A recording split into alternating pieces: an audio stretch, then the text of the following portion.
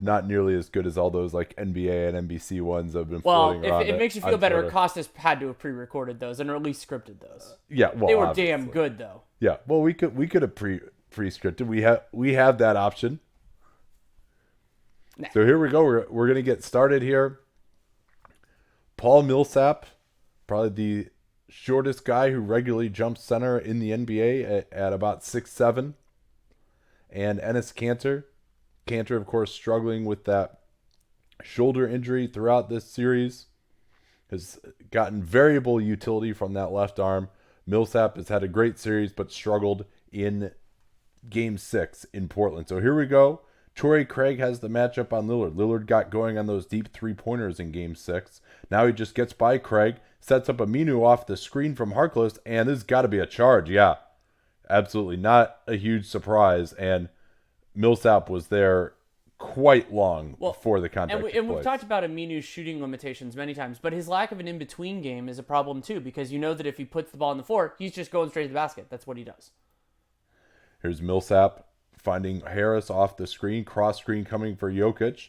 Lillard with a quick hedge. They try to get the backdoor to Murray. Instead, Millsap attacking Aminu goes into his body, but cut off. Harris into Kanter, blows past him for the N1.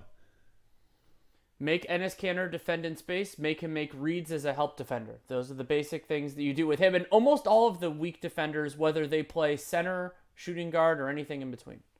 Yeah, and Kanter, not a good foul there. Did not contest, but still managed to foul. Something we'll be watching very closely in this game.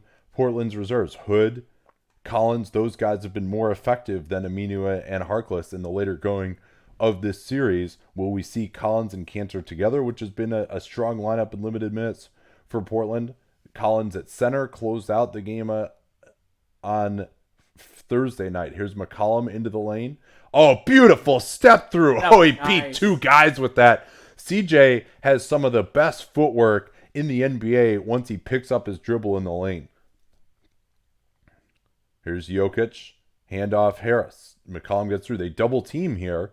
Get back to Jokic. Jokic not looking to take the quick jumper. Instead, they will not double team Jokic. And he goes right at Kanter. Another guy with great footwork there. I mean, being able to go over both shoulders and find the right launch angle is huge. Kanter did not want to pick up his second. Now a screen for Kanter, who gets Lillard. Kanter open on the side pick and roll. Lillard finally gets it to him late. Jokic, not good enough there by Nikola Jokic. Getting back to Kanter, just let him take the jumper. Yeah, make him put it on the floor and do something with it, especially late clock. Harkless guarding Murray. Back to Jokic. They run that screen out of the corner. Actually, Millsap was open and Jokic missed him. Now Murray into the lane. Hedge comes from the other side. Murray misses the jump shot. Should say the stunt comes from the other side. Now Lillard into that drag screen game. He's got Kanter going to the basket. Kanter with a wild floater over Millsap, who came over nicely and helped defense. Yeah, and Millsap forced Kanter to make a decision. Didn't make a great one there. And then that's another foul, another shooting foul on Portland. Something worth keeping track of here. I mean, we saw free throws play an important part in Game 6. Portland getting to the line at moments. Hood in particular, I think, was impactful there, even though he missed a bunch. Yeah, Rodney Hood not known for getting to the foul line in his career by any means. First free throw for Craig, and neither of these teams run. This series has been an offensive series, but played at a very slow pace, low 90s. And not only do both of these teams run very little, but both of these teams get back in transition defense. So there isn't even as much encouragement there. Yeah, but that said, the teams that have won the transition battle generally have done better in this series. Game 5 in particular, Denver, with what limited amount they were able to run, that made a huge difference. Craig really hounding Lillard. That's blocked, and now Denver can get into transition again. Millsap had the block. Blazers are back, though. Jokic up top, not looking to take the three. Now he'll take it, and hits. Big shot. Nikola Jokic staking Denver to a 9-4 lead. And that's the first made three of the game, about 3 minutes in. They're trying to force Lillard to that right hand. McCollum goes off the flare screen on the weak side. Now Lillard, Jokic gets out on the floor better to take away the three. This is going to be a tough fadeaway jumper from CJ McCollum. Stepped back to his right on Harris, but a long two contested by CJ.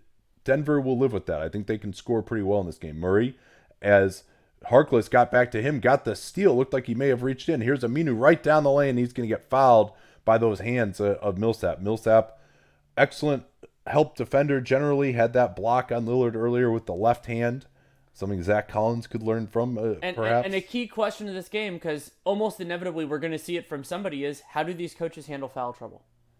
Yeah, it's going to be real interesting. I mean, Mike Malone, and then Jokic's minutes just in general. They've gotten destroyed whenever Jokic has gone off the floor in this series. Malone certainly was willing to extend Jokic's minutes in Game 7 against the Spurs, perhaps to his detriment. He looked pretty gassed in the fourth quarter as the Spurs came back. Well, and also worth remembering, this is the first time in this entire series that they had more than a day off. It had been every other day the entire run, and then now that it got to Game 7, they had 2 days off before this. So I'm guessing that means they'll push them harder early, but if you're tired, you're tired.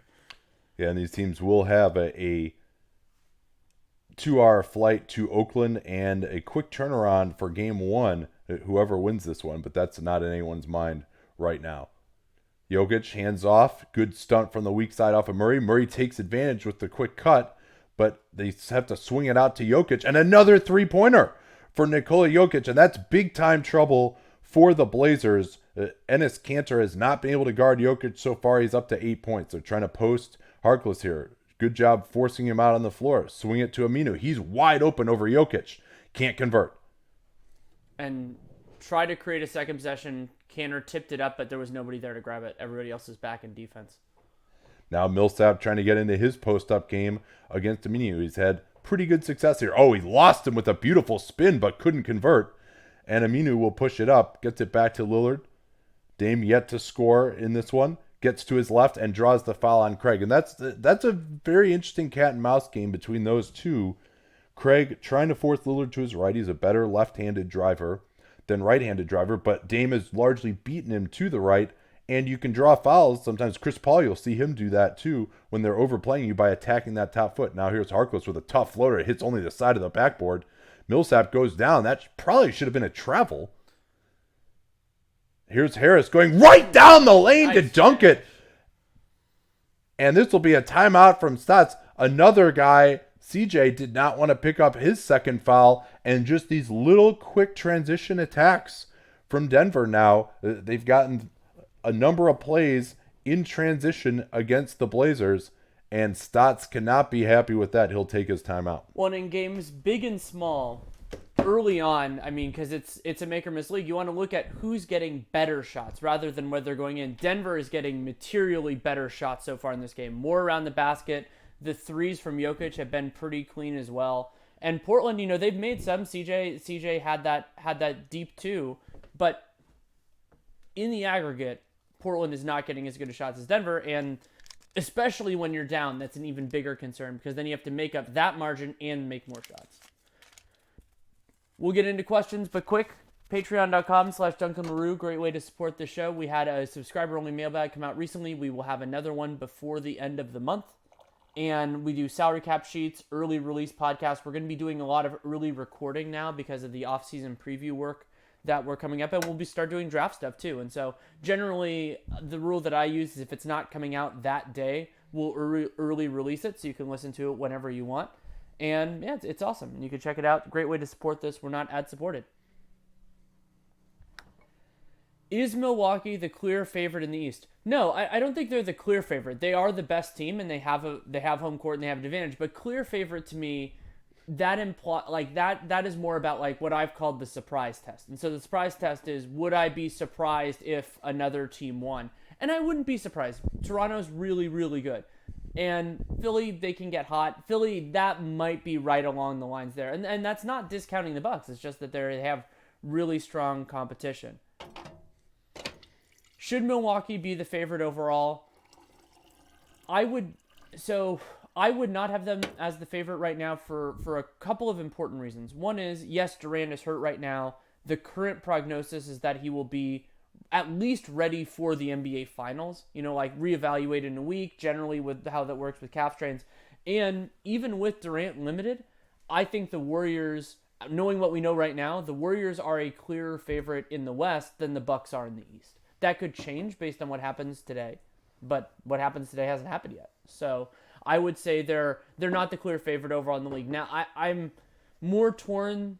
I'm not more torn than when Durant got hurt, but I'm still very torn on like Warriors versus the field. But Warriors versus Bucks, I'd go with Golden State right now. Yeah, to add something in on your question that you answered about Milwaukee being the favorite. Toronto, in terms of the quality of their shots, I think in all 6 games of this series, they have actually, in theory, had better shot quality than the Sixers have, and just have not made the three-pointer in this series. When they've made it, they've won pretty easily. And so maybe Toronto is outplaying by Philly by more than it seems like they are. Mm-hmm. And we shouldn't be dismissing Toronto as easily. And I think also some of their guys who have really struggled so far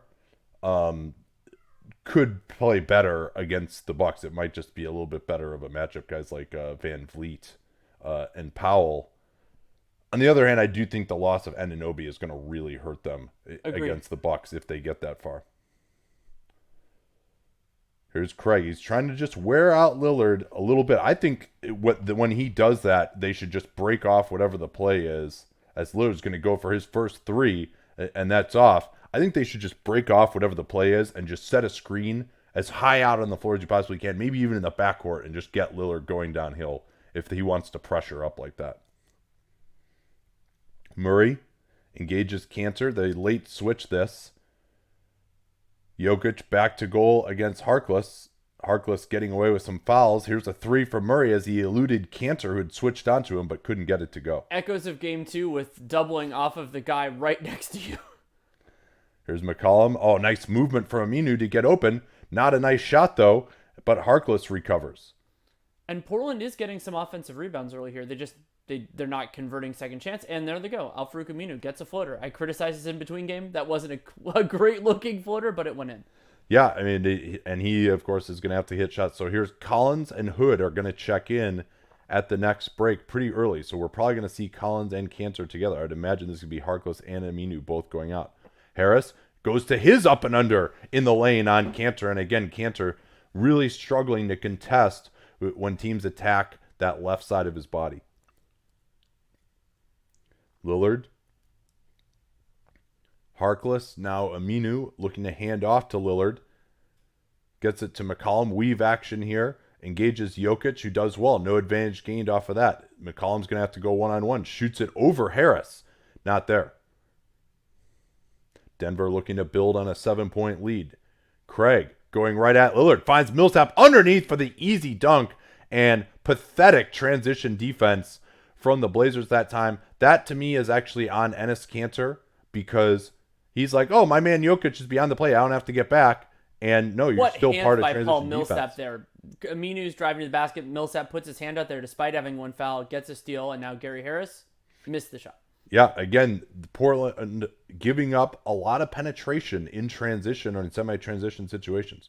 McCollum, he likes to attack in these situations, and it's just a little bit easier as an ISO guy when the help isn't quite loaded to you yet, and he created good separation on that play. We've had Hood and Collins at the table for quite some time here. Yeah, I haven't had really many stoppages.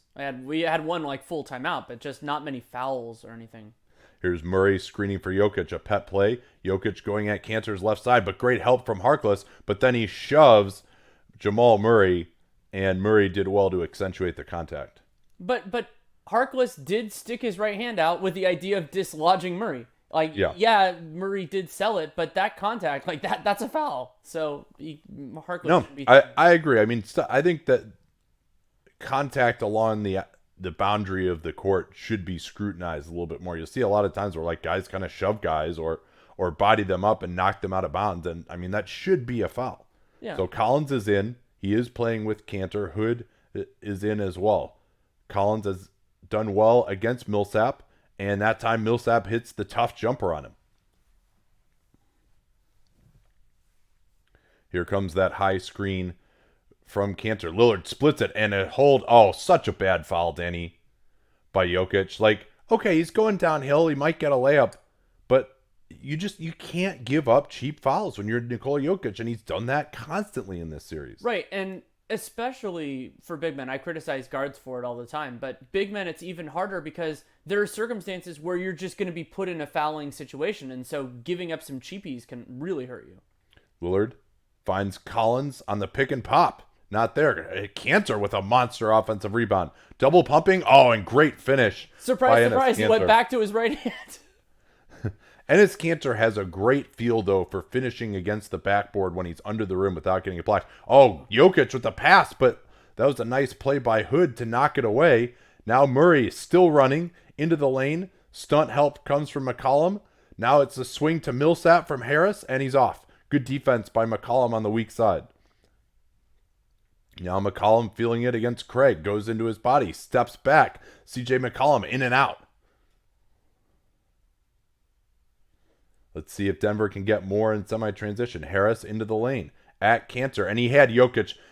As this will go back to Portland, he had Jokic out top. He's double teamed. You got to know, hey, Enes Kanter is contesting me. If I just throw it back to the top, Jokic is already 2 of 2 from 3. He's got a wide open one. Yeah, and if they overcommit to Jokic, he's going to find somebody else for an easy shot. Lillard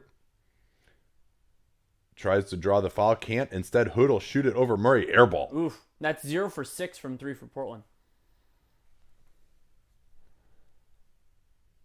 So the Hood-Murray matchup is an interesting one we can watch as they go into the post on Millsap. Millsap with beautiful footwork. He's beaten Collins twice now. The Hood-Murray matchup on defense, I think, is very interesting also for Portland, where Hood has to get over those screens on Murray. And then on the other end, Hood has been a great isolationist. And there's McCollum blowing past Jokic against CJ, not a speed demon, but Jokic has been taken advantage of out on the floor in pick and roll. And you have to say, if you're Portland, you got to go to that as much as possible. Absolutely. Hood gets away with a foul on Murray, then ends up fouling him again. And that'll be 3 free throws for Jamal Murray, who has been iced from the line in this series. And I do think Murray did a little bit to sell it, but he got hit. Like, again, if you hit a guy and then he sells it a little bit for the refs, I mean, people can complain about it, but that it's really hard to eliminate that from the game because it makes it more likely that they're going to call the genuine fouls. Also makes it more likely they're going to call the non-genuine fouls too. But it's hard to fix that unless they're going to go to a more rigid system of flop warnings or just a new sort of system. This is one brief thing I wanted to mention before that I think the NBA should consider. So we've talked when they do these late replay reviews and the ball bounces off one guy. In the circumstances where a guy bumps somebody and then they go out of bounds, in the NBA's current interpretation of out of bounds, they have to give, you kind of have to call the foul because otherwise the ball's going to be going to the other team, and that's an unjust result. You could theoretically give refs the wiggle room to not call the foul and just give the other team the ball, but they do not have that latitude right now. So they can't do that. You can't do the equitable result. It's just who did it touch last. It would be hard to officiate and guys would screw it up all the time, but I do think you could do it better. Oh, that's a good one.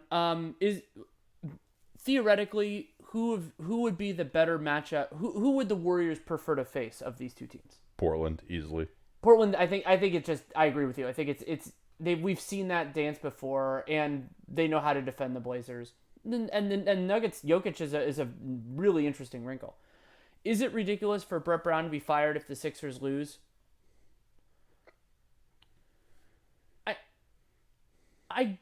I think so. It's hard for me to discern what the cogent rationale, that he has mis-schemed this team. I wish they ran a little bit more pick and roll, but it's not like they have great personnel for it. There are a lot of other flaws with this team, as talented as they are.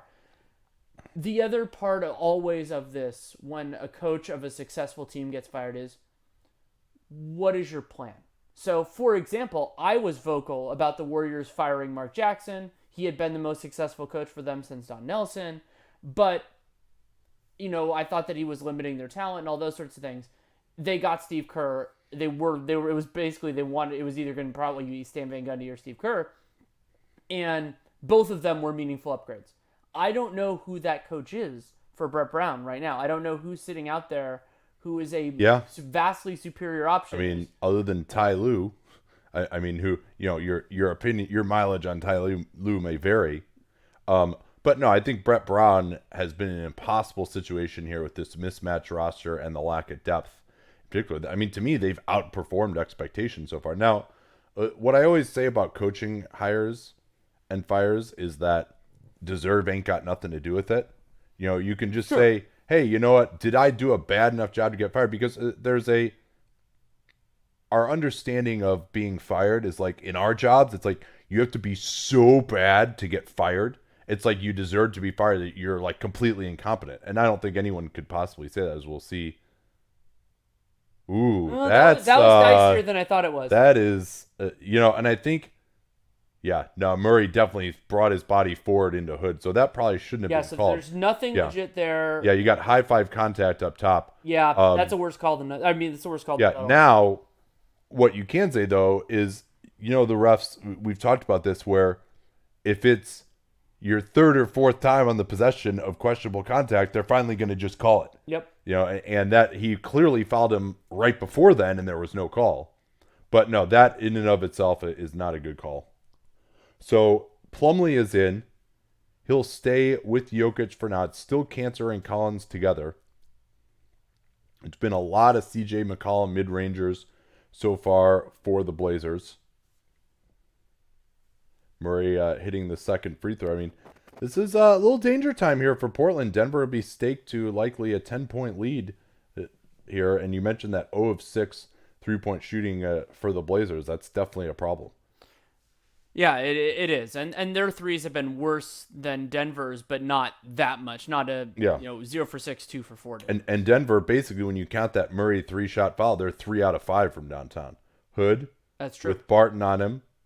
Hands off to Collins. He's got Barton behind him. Now Barton competes to get back in front. Hood, stopped by Jokic. Great defense by Nikola Jokic. And now great defense right back by Dame Lillard.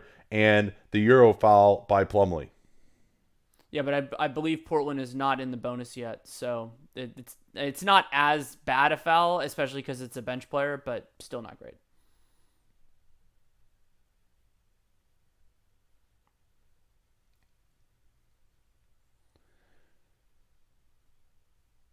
There's Lillard. Takes a deep three with nobody guarding him. I don't know what happened there with Craig, who was trying to pressure him in the backcourt, and Lillard just went right by him. Jokic did well to get out on it. That one, his feet didn't look set. I think that was a little bit of a rush job. Nice finish by Jamal Murray. Wow. And so now it's up to a 12-point lead early. And especially when this is I think it's not a fully equitable result, but Denver has absolutely outplayed Portland. That's even more concerning because then regression to the mean isn't going to take care of some of this. Here's Curry, who's come on off the Iverson cut. That opens up Lillard. Tough fading jumper is in and out again. Murray looking to push it against Seth Curry. Gets the screen in transition from Plumlee. Now hits him on the roll. Good verticality from Collins. Plumlee, not a good finisher when contested. Going back to that 2016 series against the Warriors, we really saw him struggle with that. High screen, Lillard finding Cantor. Cantor hooks it over Plumlee, not there. And Cantor, again, not able to attack immediately. Kind of had to take that dribble first, and that allowed the defense to recover. Here's Murray posting up on Curry, and this is going to be more free throws for Jamal Murray and Seth Curry. Remember, he was involved with Barton in in game 6. And had some commentary afterwards about the Nuggets being front runners, so look out for any altercations involving him tonight. It was on the wrong side of the floor, but I bet Paul Millsap approved of that early post-up, even though it's a much smaller player. Yeah, I don't know what Murray was taking issue to there. I think it might just be the residual stuff from the sassy comments and everything else. Remember that's another part of these long series is not only do you have all the contact on the floor, but you have players talking often on the record about the other team for 6 straight games, and sometimes there are those slights as well.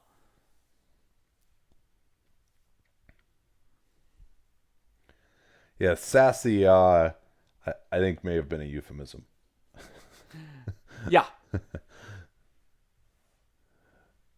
Murray with more free throws, and I mean, this is threatening to become a blowout right now. This is a 14-point game already.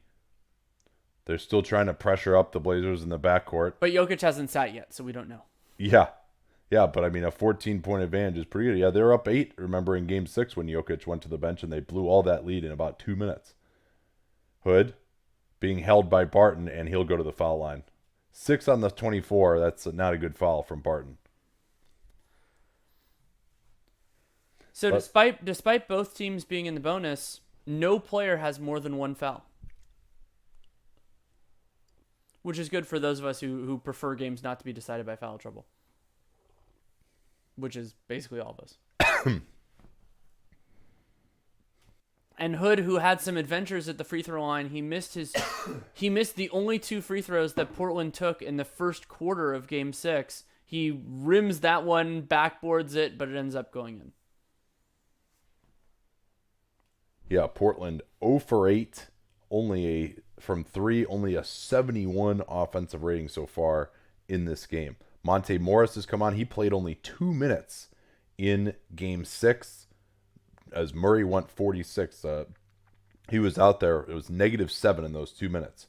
Kanter cutting off Jokic. Jokic up and under twice, 3 times, and rims out. That was great footwork, but pretty good defense by Kanter.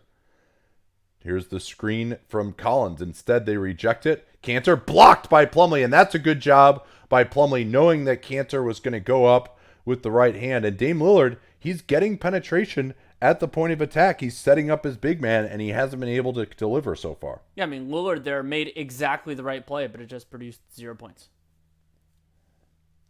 About a 1-second differential, so Morris will run the time down here.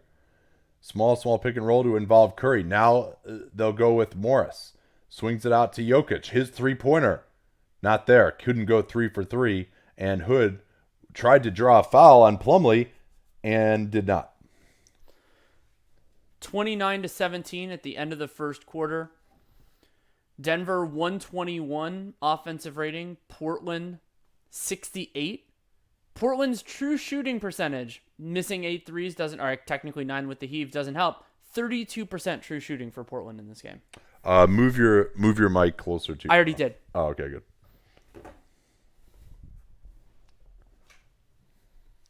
Let's see. Are we the same? Here, say something real quick. Talk. Yeah, okay. We're the same. Okay. Let's see. Is this being streamed to YouTube as well? Yes. It is. I'm guessing the link has been tweeted out. I haven't been on Twitter at all yet. Yeah, Ben tweeted out, and I just retweeted it, so you can find it there. Somebody might share it as well.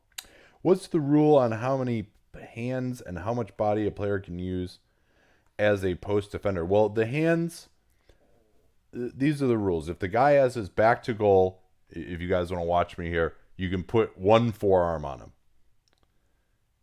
If you go with 2 hands like this, or like this, or like this, that is supposed to be a foul. When the guy turns and faces, now you no longer can have the forearm or any contact on him at all when he's turning and facing to try and drive. That's why turning and facing works pretty well these days. So those are the rules. Now, what the best post defenders will do is, guys will back down with their shoulder, so they've got the forearm on him, but at the exact moment that the guy tries to really bump into you with his shoulder, they'll just put that other hand up there real quick and almost deliver a counter blow. Marc Gasol is the best of that. If you watch in the next game with him against Joel Embiid, whenever Joel tries to bump into him, he's got the one forearm, and then he gets the other one up there and stops and basically blunts his momentum so he doesn't get back down further. In terms of body, you can do just about whatever you want with your chest, basically. Unless you're really, if the guy does a spin move or something and you're clearly beaten and you bump into him and dislodge him. That's really the threshold is pretty much dislodging, really, yeah. and that's pretty damn hard to do with your just your body. You have to run through a dude. We got a question about whether we would change the foul system, add a 7th foul or whatever. There are two things that I would consider. One is probably with the second overtime, adding a seventh foul. I think that would be there. And then the other one, Kevin Pelton's talked about this before. I've never written it, but I've talked about it a few times, which is I would allow coaches only immediately at the time to give up a technical, so that basically give up a free throw to allow a player to stay in and get an additional foul. So that's a pretty big consequence because you're giving the other team ideally, I mean theoretically, close to Oh a free man, point. like the number of times that coaches will screw that up. Oh, it For a would also player give us that's- more material. But for me, I don't like it. I think it's the closest thing to like a reasonable scenario. So then if the coach wants to do it, then it would be a very short, like for me, I don't know if it'd be a button or some sort of hand signal, but you wouldn't get time to deliberate. It would be an immediate thing. Another idea that I've heard from that before would be that you charge the technical on re-entry so that you could theoretically then you could do it later in the game or something like that if you wanted to. I've heard that too. I'm broadly okay with that.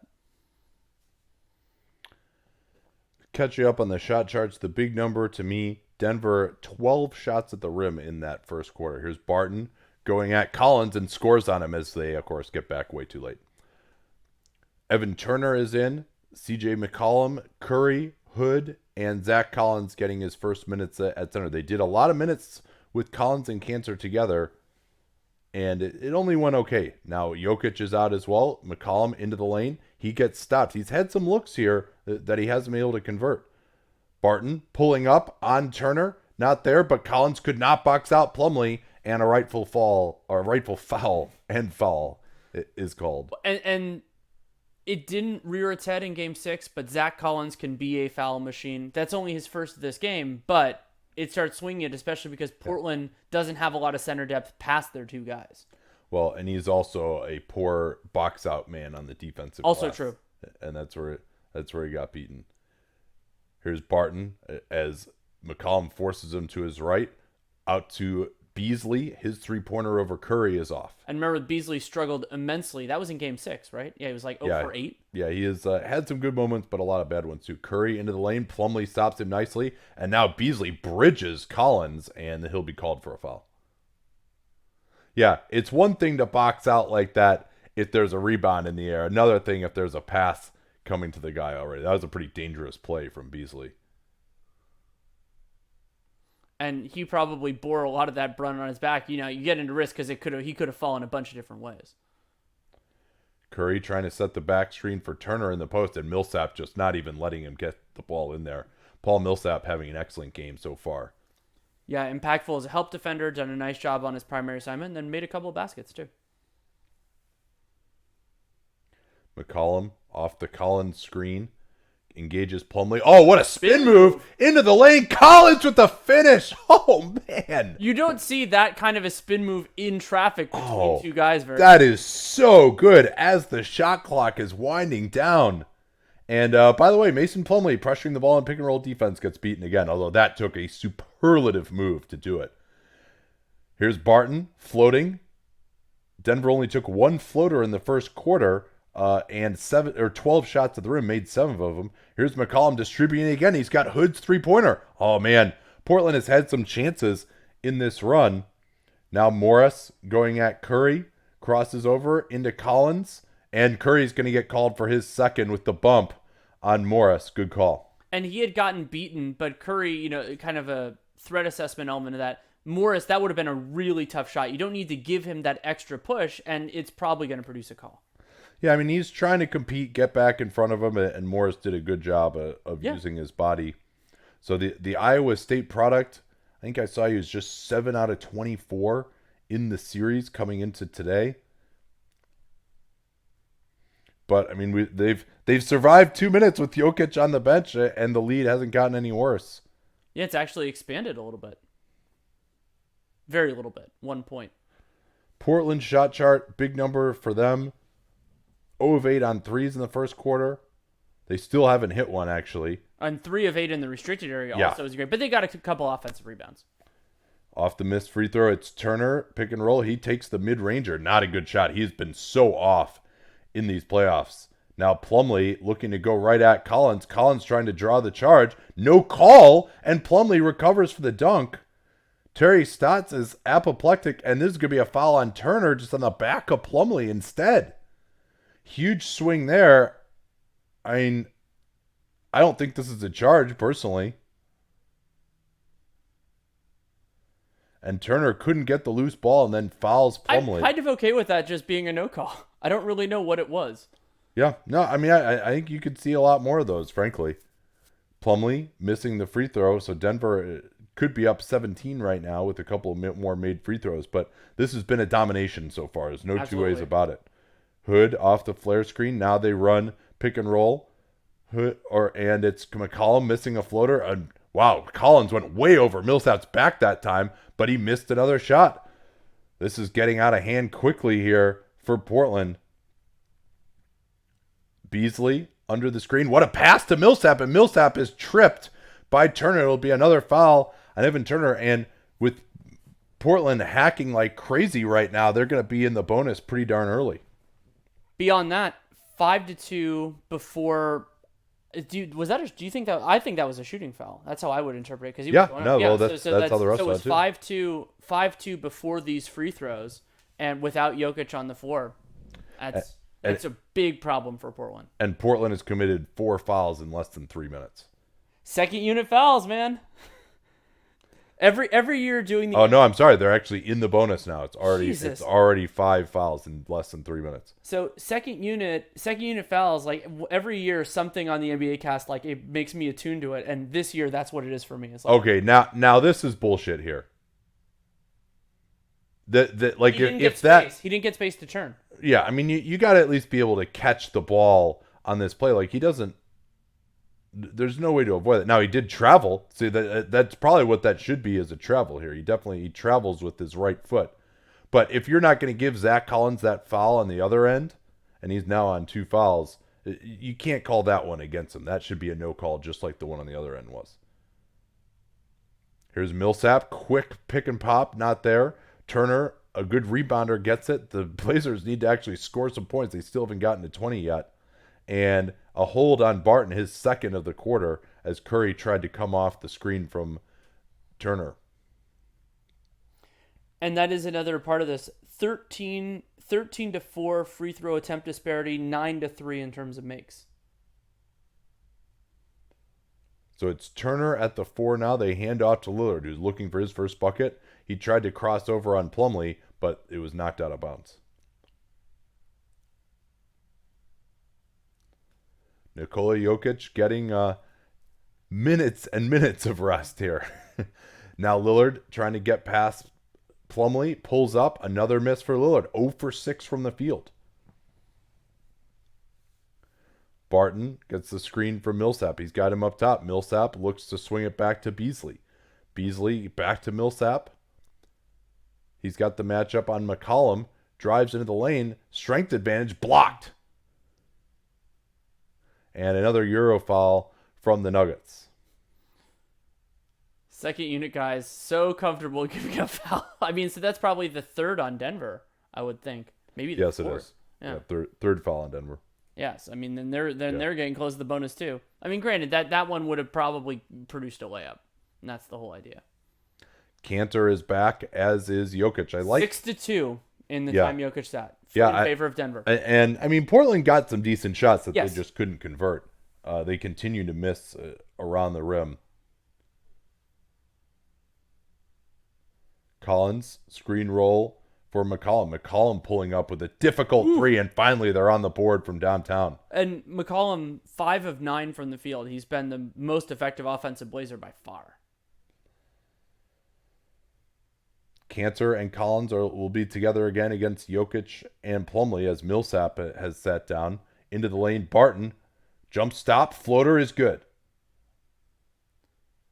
Back up to a 15-point margin, and also Nuggets bench outscoring the Blazers bench by just a little bit after Rodney Hood had been so good in the last couple games. Yeah, they've gone away from Hood now. Here's Lillard getting past Jokic. Falls down, no call, good no call. Monte Morris looking to push it. Goes in for the reverse and scores. Monte Morris with a couple of plays here now. Another timeout from Stotts. And Denver continuing to abuse Portland in transition after a really bad turnover from Lillard. And quite frankly, he's been awful so far. And I love that Morris play as like a small guy move. Understand that you don't need a big seam, but you need something. And he just kind of found the area between CJ and Zach Collins to get that shot up with his right hand.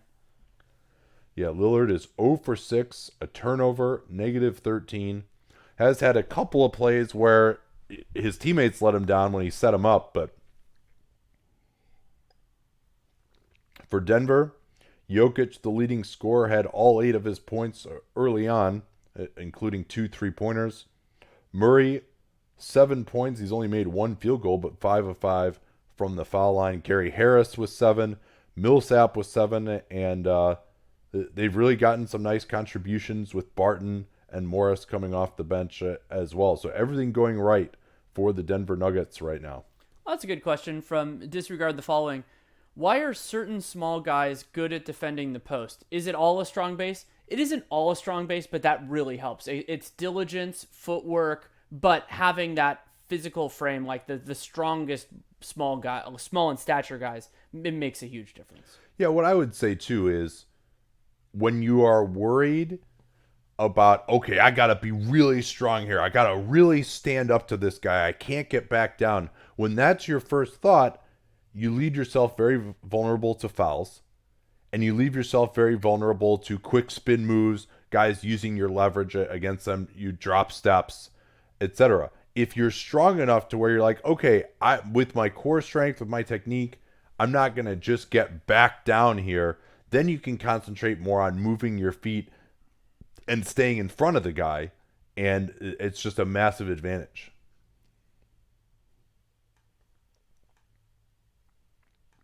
KP tweeted, fix the charge. Yep.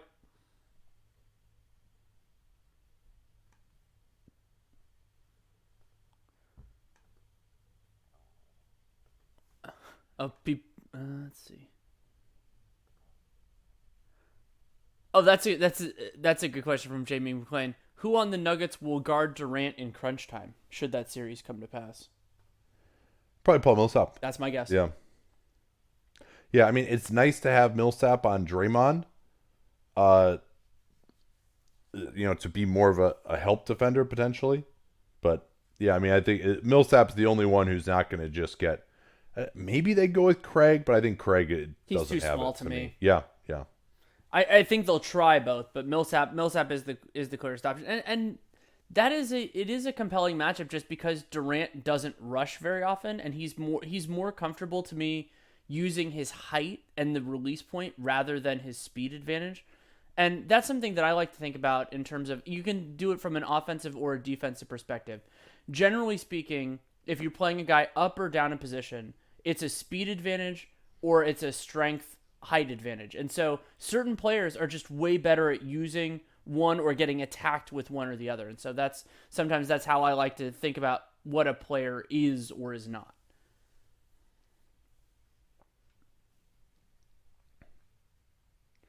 Yeah, they're showing the Lillard fail reel so far here.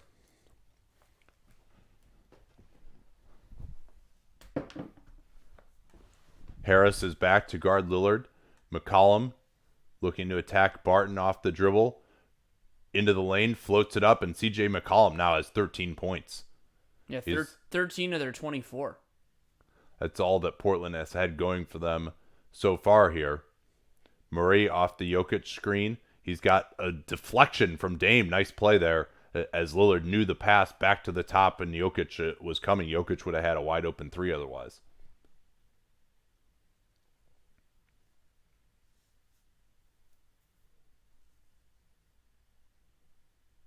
Plumlee hands off. Here's a 3. Nice wide open look for Harris, but he can't get it. And now they're going to get Murray with the foul and the rebounding action on Kanter. So that's a 4th team foul on the Nuggets now. Yes, now Portland's shooting the rest of the way as well.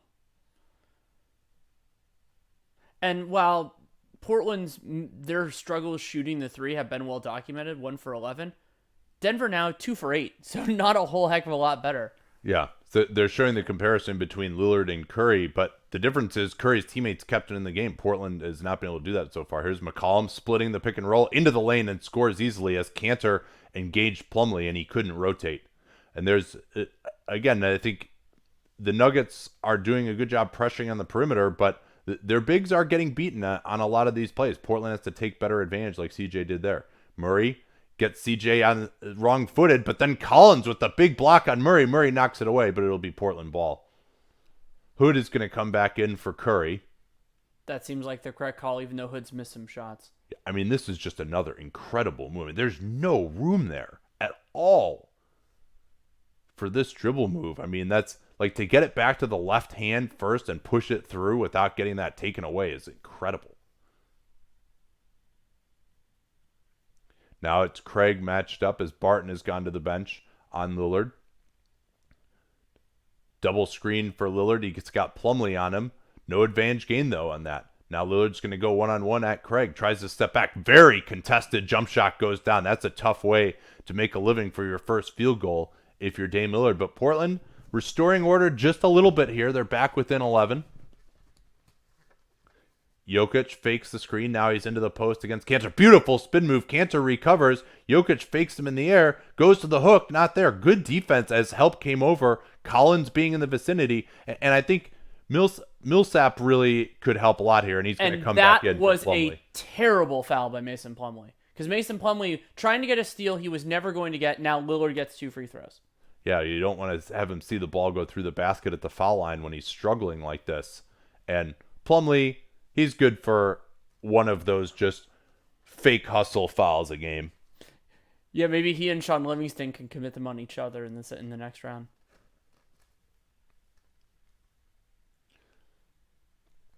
So despite all of it, Portland will be able to get back within 10. I think getting Millsap back in the game is going to be important here because Jokic did not have the space to operate with Plumlee in there and Collins guarding him. Meanwhile, Collins, I mean, he's been in for what, like over 12 straight minutes now. At some point, he's going to need a little bit of a break, you would think. Kanter can't get the rebound as Lillard's free throw was short. 10-point game. Hood is guarding Jamal Murray. We haven't seen Harkless or Aminu since the beginning of the game. Here's the fake by Harris. Into the lane he goes. Lillard with another nice deflection, and then he flops for more free throws here on the loose ball foul by Harris. And notably, the possession game right now is actually in favor of Portland. They have 5 offensive rebounds to Denver's 1, and then turnovers are basically, they are a wash now after that one. It's 3-3. So they're missing a ton of shots, and Denver's made a lot more twos, but I mean, that part of this game isn't as big an advantage as you might think, considering the previously double-digit margin. Portland's rim protection is just so much better when Collins is in there. Agreed. So I'll be interested to see now whether Kanter is going to finish out the half. Do they get some more rest for Collins at some point? Here's that same cross screen for Jokic. Going into the post against Kanter. Murray tried to cut. Nothing was there. Jokic directing traffic. Now he gets into Kanter, trying to create space and can't. Now they're late clock. Jokic goes for the floater and somehow scores. I've never seen him shoot that one before, but he is just a deadly, deadly shooter on those floaters. Lillard getting past Craig to his left. Goes right at Millsap. I thought he got fouled from behind. No call was made. Here's a 4-on-4. Murray, he's got Millsap wide open. Good rotation from Hood to take that away. Now Millsap into Collins, and Collins is going to pick up his 3rd foul. Not a good foul from Collins. They need him to play big minutes. You can't just come down with an auto foul like that. Yeah, I mean, if you bite on a pump fake and then bring your hand straight down. Yeah, I mean, that's like an intentional foul at that point. Yeah, I'd like to see a replay of this Lillard missed layup. I don't know that we're going to, but I don't think we are. I thought he got hit in the back. Yeah, I thought Craig got him from behind. Lillard certainly thought so as Millsap misses the first free throw.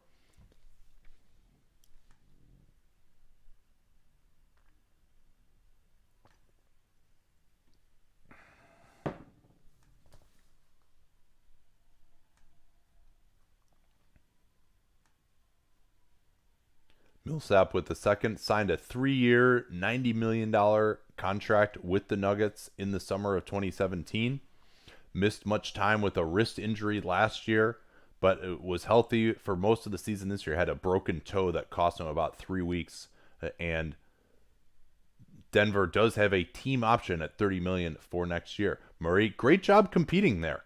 Nice effort to prevent the pass into Turner. They've tried to get the ball into Turner a couple of times in the post, and it hasn't worked just due to the effort by the Denver defenders.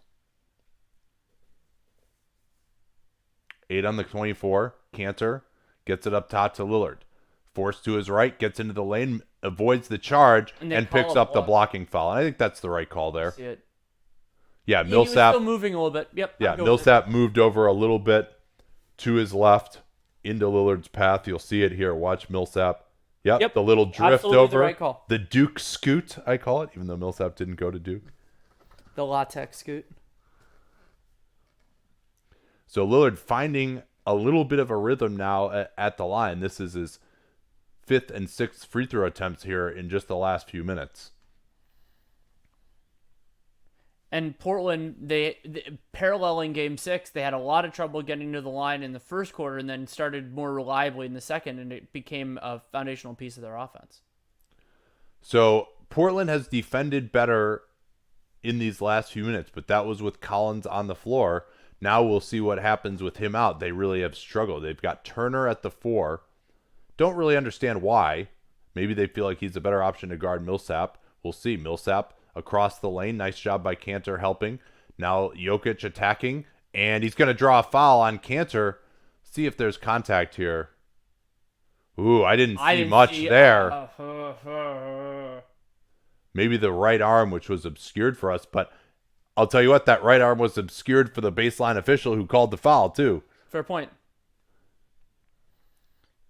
And these are Jokic's first free throws this game. Still having some big performances, 10 points, 4 rebounds, no assists, but there have been a few passes that just didn't go in. Like there was that one to Jamal Murray where he was wide open and missed it. Nuggets only 12 out of 18 at the foul line. Worth putting a pin in that. Yeah, I still think if you're going to have Turner out there, Aminu or Harkless is better, but it shows what I know. They're calling some pretty bullshit fouls. I mean, that's basically the exact same call that Jokic got on the other end, but not really a huge fan of that one either. I mean, like he wasn't going to get by him, you know? I mean, that's like you're bailing a guy out who was about to shoot a shot behind the backboard, and it didn't appear to me that Millsap had like a forearm on him or something. He's got his chest. So Millsap now is going to get replaced by Plumlee. That's a 3rd foul on Paul Millsap. With the 9-point lead, I think that's all right. To me, though, Danny, I would go back to Craig at the 4, bring in Barton rather than Plumlee here. I don't know why you're going to Plumlee. Yeah, it seems like you're giving Portland an easier way to attack defensively, and then offensively, Plumlee very, very limited, especially when Jokic's on the floor, because you don't want to have Plumlee have the ball. Yeah, Plumlee really affects Jokic's ability to take advantage of the rim. Here's Jokic into the lane, goes for that right-legged, right-handed floater that's just so nice. The Murray-Jokic pick-and-roll ballad. They get Murray onto McCollum with the small pick and roll. McCollum into Jokic. Does not draw the foul. They try to keep it alive. Kanter tries to go up. He can't. It's going to be Denver ball. And Kanter, again, I think just the fact that he always has to go to his right hand, I think Denver has figured that out throughout the series, and they're just able to sit on him a little bit more. Like Kanter just couldn't go straight up right there.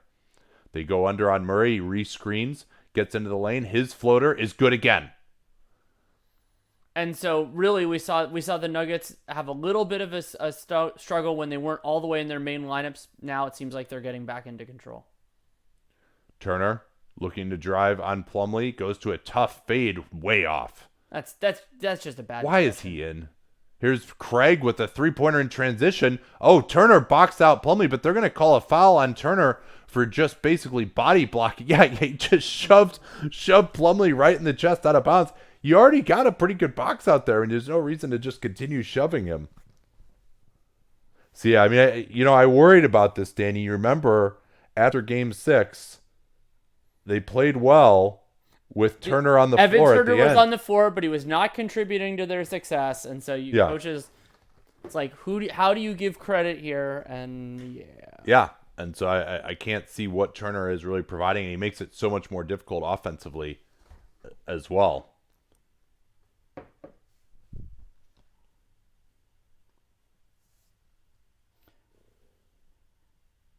Oh, that's actually a good question. I might not get this exactly right, but I think I will. From Trevor, who since Giannis can dunk from the free throw line, why doesn't he dunk his free throws? It's Because they illegal. were worried about Wilt Chamberlain doing exactly that, and that's why your body has to be behind the free throw line when the shot is released. As I understand it, that's a Wilt centric rule. Yeah, supposedly they heard that he could do that, and they put that rule in before he even came into the league. That probably cost him, a good 5,000 career points or something like Maybe that. even more than that. Yeah. Well, and that's an underrated part. I wrote a chapter on the 100-point game, which even though my book was more on the Golden State Warriors, I told my publisher like I'm doing a chapter on Wilt's game. And they're like, that's fine. And a big part of that game was that he just made far more of his free throws than he did throughout his career, and beyond all the other kind of gimmicky stuff that led to that game. I mean, it was a huge part of everything, and that what got him to like 80, and then made them even think about 100 points.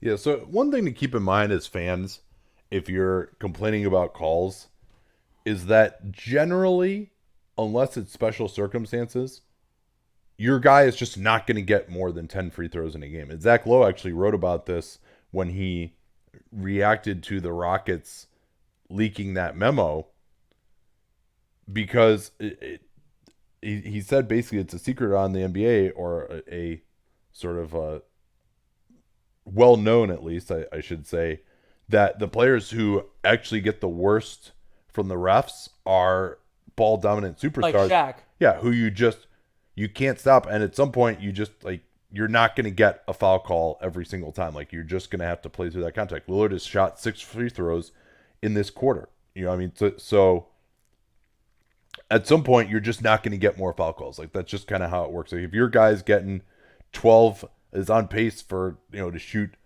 14 free throws for the game, yeah, you could go back and say he should be getting more calls, blah, blah.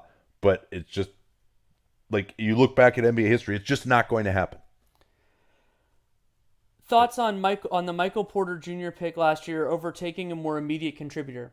There is a huge caveat that has to go on that we never, and we wouldn't even know how to interpret him. The medical's on his back. I heard from some people that it was incredibly bad. Like, that it was, like teams taking him completely off their board bad. That notwithstanding, I would rather take a bigger risk on a guy who's really talented and can't help you contribute because in the immediate, because most rookies can't help you in the first year anyway. Yeah. So if that's the limitation, like I thought, Nerlens Noel was underdrafted because of an injury. OG Anunoby was underdrafted because of an injury. Like those sorts, Joel Embiid, like those sorts of circumstances, you're never drafting a rookie for their first year. Yeah, and the Warriors fucked that up this year. Like, oh, Jacob Evans can contribute right away. No, he can't. Nope.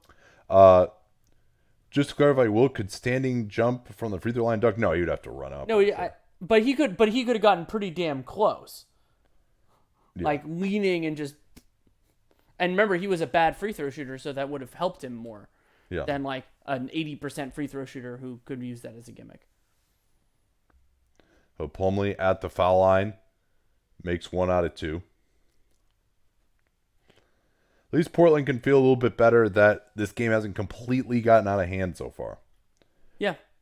Cantor, Leonard has come on. They swing it. Leonard is in for Turner. Amazing that Leonard has more confidence than Harkless or Aminu right now. Cantor trying to get into Jokic. And Jokic, that was really interesting. If Jokic doesn't flop there, he's just right in position to contest that play by Cantor. Especially because he knows Cantor's going with his right hand. He's just put your hand up. You're right there. Yeah, no, I mean, that's how he was there to begin with, but then he decided to flop. And if you're going to flop, you might as well fall down at least. Here's Murray. Whoa, that floater went way high. Leonard can't get the rebound, though. Jokic gets the man in the air. Murray's going to get a wide open wing 3. Not there. Rebound Hood. No, it just squirts out of bounds, but it was off of Jokic's heel. Yeah, and so Portland 1 out of 11 from 3. Denver 2 out of 10. Yeah, we've seen some atrocious 3-point shooting in a Game 7 in this building just 2 weeks ago. They're trying to get it in to Hood, forcing him further out on the floor so he can't attack with a live dribble. Swings it to Leonard. His 3-pointer is short. Nice box out by Jokic. Swings it ahead. Plumlee. Oh, and Leonard did well to get back after his missed jump shot. Yeah, and that that little bit of hustle saved what would have been an easy layup or dunk for Mason Plumlee. Yeah, and Plumlee did well to leak out there. And usually the guy, especially if you just missed the shot, you're kind of shaking your head about missing the shot and you don't get back. Difficult area to inbound here for the Nuggets deep in the corner. Murray. No real contact made on these screens. Now he finally gets into it with Jokic. He's got him at the foul line. Jokic trying to create space, fading away on Leonard. Good defense by Myers Leonard all the way through that possession. Here's Lillard. Finds Leonard. Did not take the three-pointer. And that's what he's out there to do. He should have taken that one too. You're out there to shoot the ball. I thought Lillard might take the pull-up three as well. Now Lillard tries to go at Craig. Cut off nicely. Now Leonard, he's got to take a much more difficult shot than the one he passed up early in the possession. That's always how it ends up, isn't it? It is. See if Jokic, he's just going to post up Leonard here. Yeah, I think he's got the advantage on Leonard. Murray back to Jokic, but not a lot of spacing here. Cantor's going to need to come over and help, and he doesn't. He's got to come over earlier, but Leonard with more good post defense on Jokic, then Jokic kind of gets in Leonard's way as he's trying to run down floor. Lillard cut down by Craig. Hood now has the speed advantage on Plumlee. Instead of getting into the post, Cantor. Good double team by Plumlee. Hood into the lane, pulls up with the floater, and scores over Plumlee. They get the 2-for-1 as well in theory. Yeah, 3-second differential is a little bit tough, but most teams don't shoot with 1 on the clock. They shoot with like 3 or 4. This is as close as we've seen Portland so far, as the Nuggets have stagnated offensively after a great start. Leonard just getting physical out there with Jokic. He hasn't gotten that call yet. Here's Murray fading away over Leonard. Not there. They've got plenty of time. They went way too early. There was a 3-second differential there. So Portland can cut it to 7, which would be a massive win. Dribble pitch back to Dame. Leonard with the illegal screen. No call. Dame's 3 is off. And will go in with a 9-point deficit for the Blazers at halftime. But still, you got to feel pretty darn good about that. Yeah, I mean, so somebody asked us the question of like which coach feels better at halftime, and the answer is Mike Malone. His team is up 9 and they've broadly outplayed Portland. But to me, Portland could and arguably should be behind by more. I thought that the shots Denver has gotten has been materially better, and it being officiated the way that it has been, I think I think overall that probably benefits Denver a little bit. But remember, not only Denver 2 for 10 from 3, 12 of 19 from the free throw line. They've missed 7 free throws already in this game. So, sure, Portland could be shooting better. They missed a couple of clean ones, but I think Denver's looks have been better so far in this game.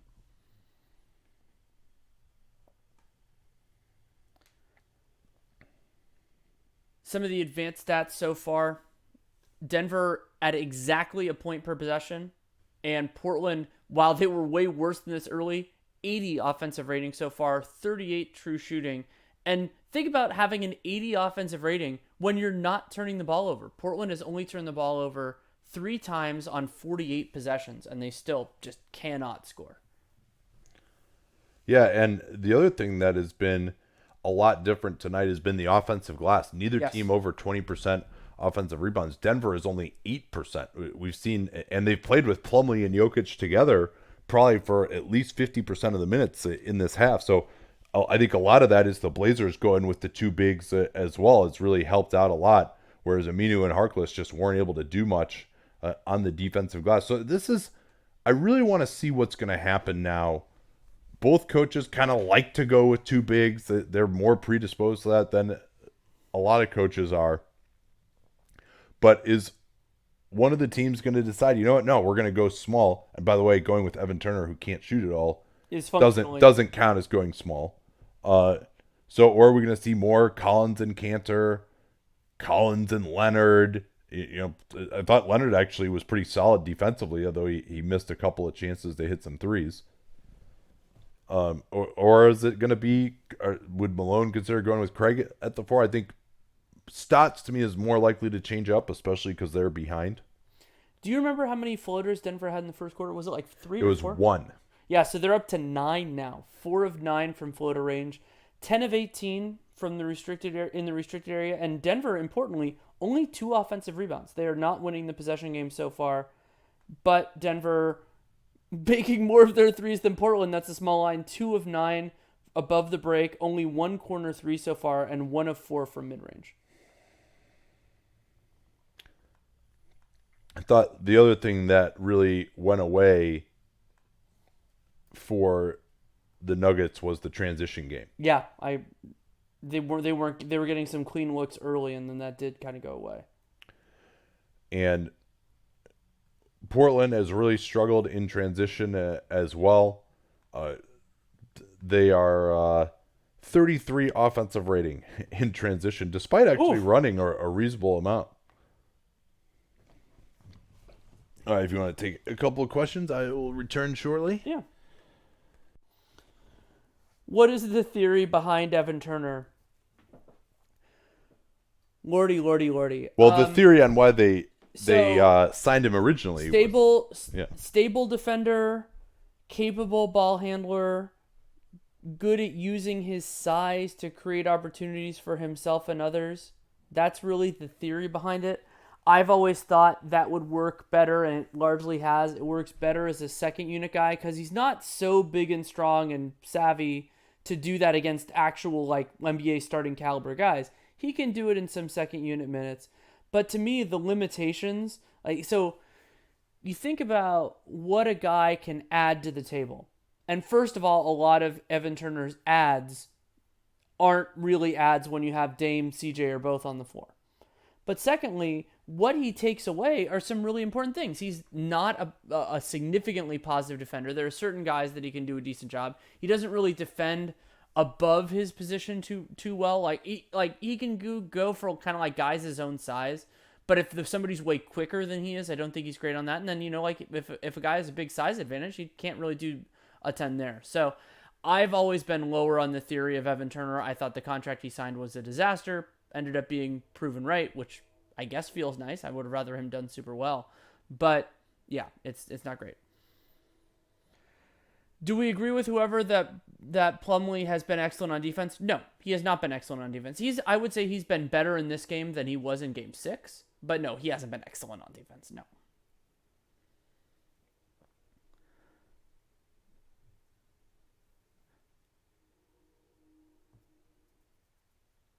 Horford opts out and signs with the Nuggets. Would Horford be that much of an upgrade over Millsap? First of all, I will note that isn't possible under the CBA because the Nuggets would not clear enough cap space to do that move, and there isn't really a sign and trade method there. But I wouldn't say it's impossible. It's exceedingly unlikely. I mean, they would have if Millsap was off the books, they would have about $17 million in space.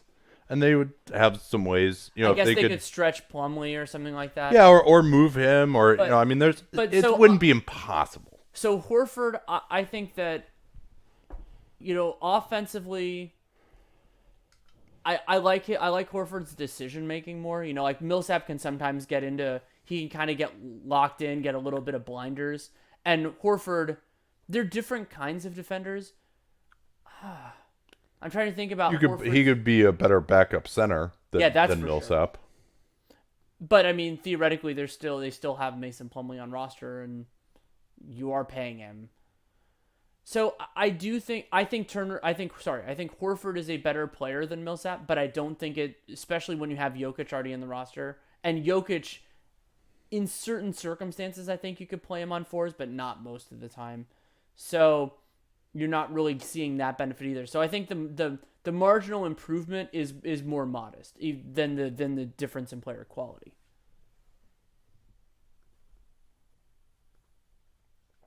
Yeah, Millsap probably has fewer health concerns as well than Horford at this point in time.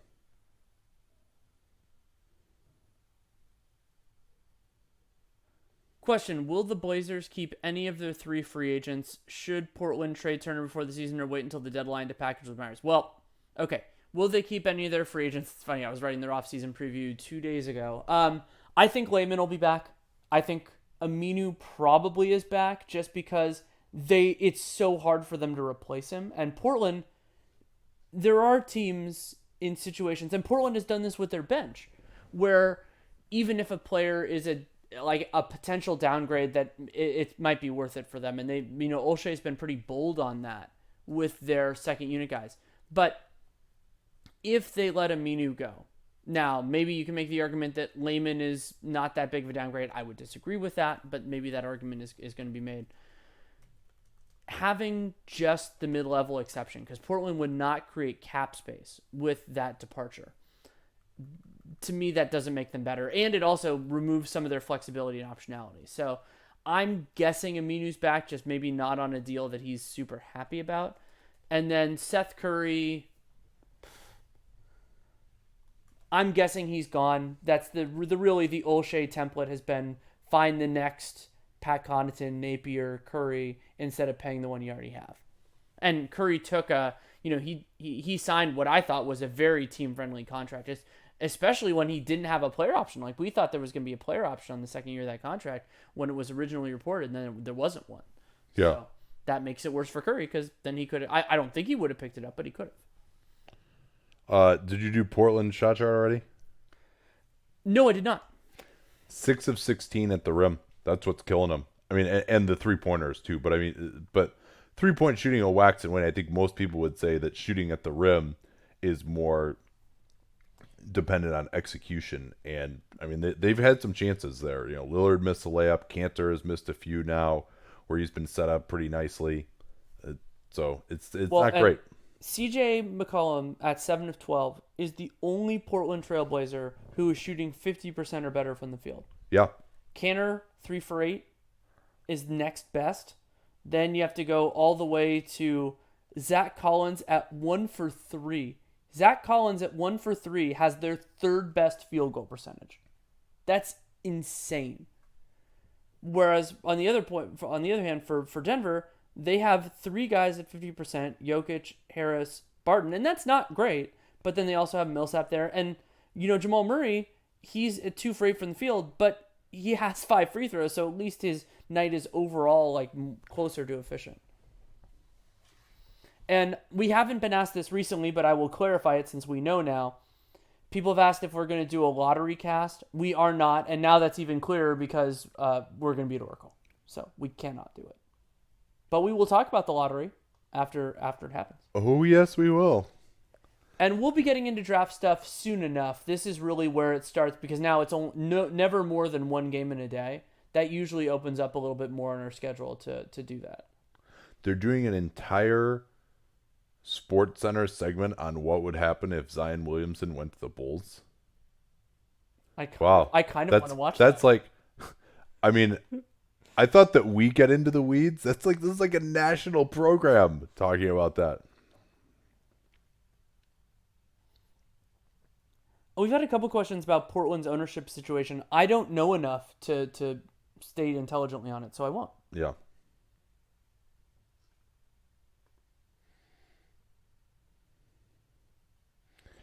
Dirk or Duncan? I think he's a little better than I was. No, Tim Duncan is a better player all time than Dirk Nowitzki. I mean, you could make the argument that Dirk is a better offensive player. Sure. But Duncan was all world defensively. And I mean, both those guys, great leaders and all that kind of stuff. But Duncan's defense is just, it's not even a tiebreaker. It's the whole thing. Who do you think is the best X and O coach in the league right now? So, who runs the best stuff?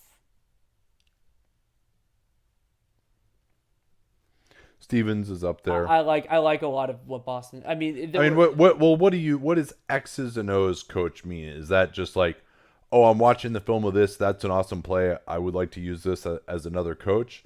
I mean, because to me, schemes relative to personnel is another important part of X's and O's. Like, does what you do make sense with who you have? And I mean, most good coaches can make that work. And most good players, you can do a lot of different things with them. Like, I think the Warriors could run very different offense than they do and still be really successful. Whereas I'm trying to think of a good example of bad offensive personnel. The Magic is a pretty good example of that. Like, there aren't as many ways to be creative with Orlando's team. And that gets into a Frank Vogel thing that I'm guessing we'll discuss on the pod.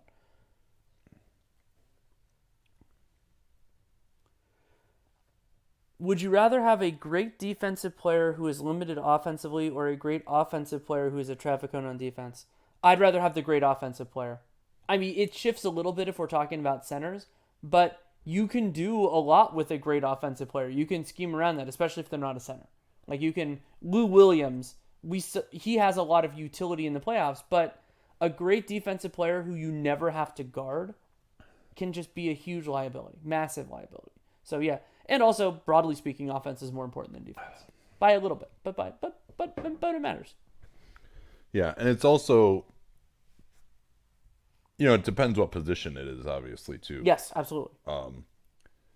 The further you go up the positional spectrum, the more But- important defense becomes. But also, for me, generally speaking, there are lots of different types of great offensive players. But a great offensive player can bring a lot more collaboratively, and so maybe you can play more limited offensive players who can be catch and shoot type of guys. You can do that with a great offensive player, and then defensively you can scheme around it. There are ways that you can handle it, and there are exceptions. What do you make of this Cleveland coaching search?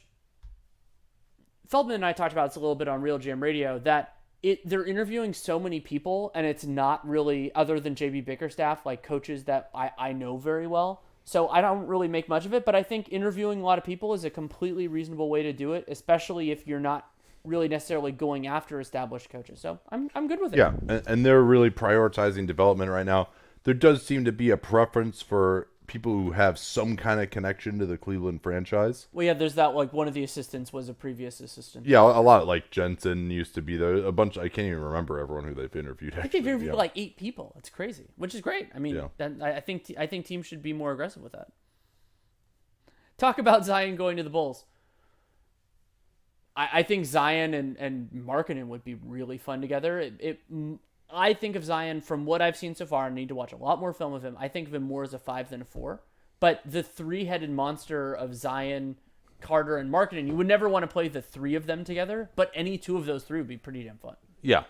And it's unclear, if Carter is going to be someone who merits more than 25 minutes. Right, and really the best case scenario for them is first world problems. If they're all so good that you need to play them a lot, then you trade one of them and get something for it. Now, the big problem for the Bulls that I see with Zion, with all that, is all of those guys could benefit from good point guard play, and they don't have it. And it will be very hard for them to get it this offseason. All right, we're back here for the second half. At some point. So Rodney Hood is starting the second half for the Blazers, as is Collins. Now, my question is, why didn't they just start the game with this? Here's a swing to Millsap. Harris, step up from Jokic into the DHO position, gets it to Murray. Gets it into the lane. That right-legged floater is off from Jokic, but there's the offensive glass as Cantor just went over his head.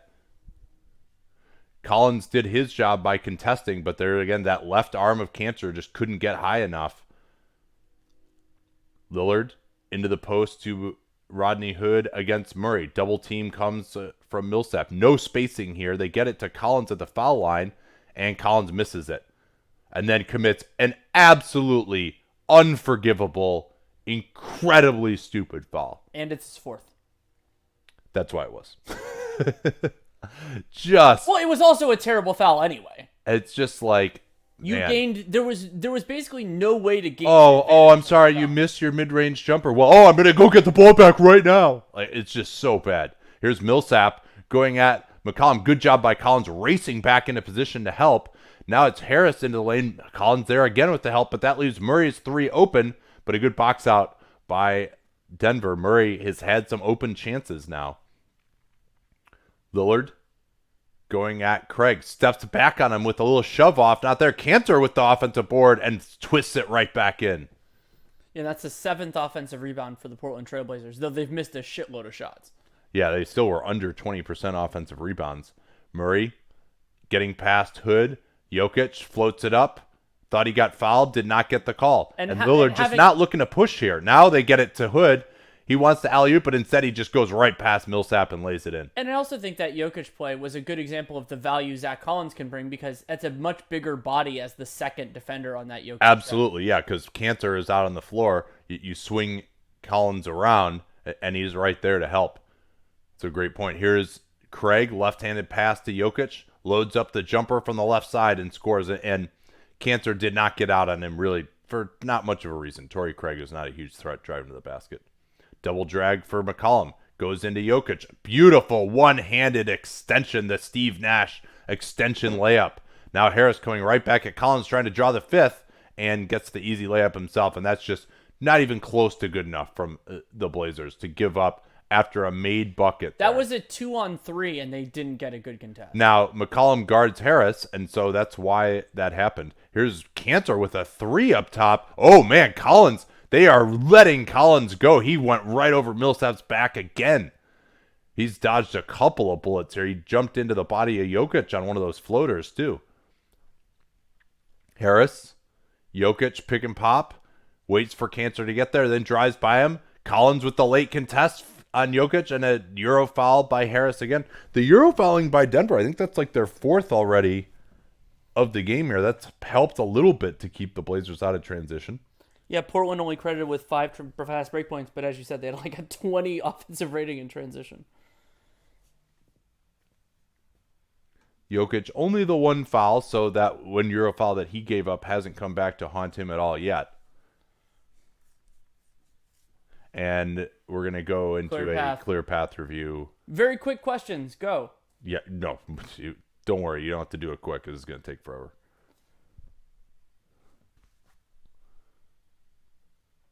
Yeah. Clearly not a clear path. Murray was behind him, and I think Harris twist on was the in front previous of him question. too. Is a dynamic main ball handler or a highly versatile wing defender to guard the other team's best player more valuable? Well, I think if you're telling me that the wing can at least be competent offensively, I might go with the wing just because there are so many offensively talented players in the league right now, and there aren't that many wings. But if you can basically like put your shittiest defender on that guy or put your help defender, then that value depreciates quickly. And we're back. That was short. Yeah, it really was. Here's the flare screen for McCollum. They guard it well, pick and roll. McCollum trying to get past Jokic with the good hands. Now he's stuck on the baseline and scores anyway. It's like CJ, 9 of 14 from the field. He's having a wonderful offensive game. Yeah, I mean, and poor Gary Harris, you're starting all the way on the left side. You have to guard that flare screen, sprint one way. Then he comes off the screen, ends all the way on the left baseline.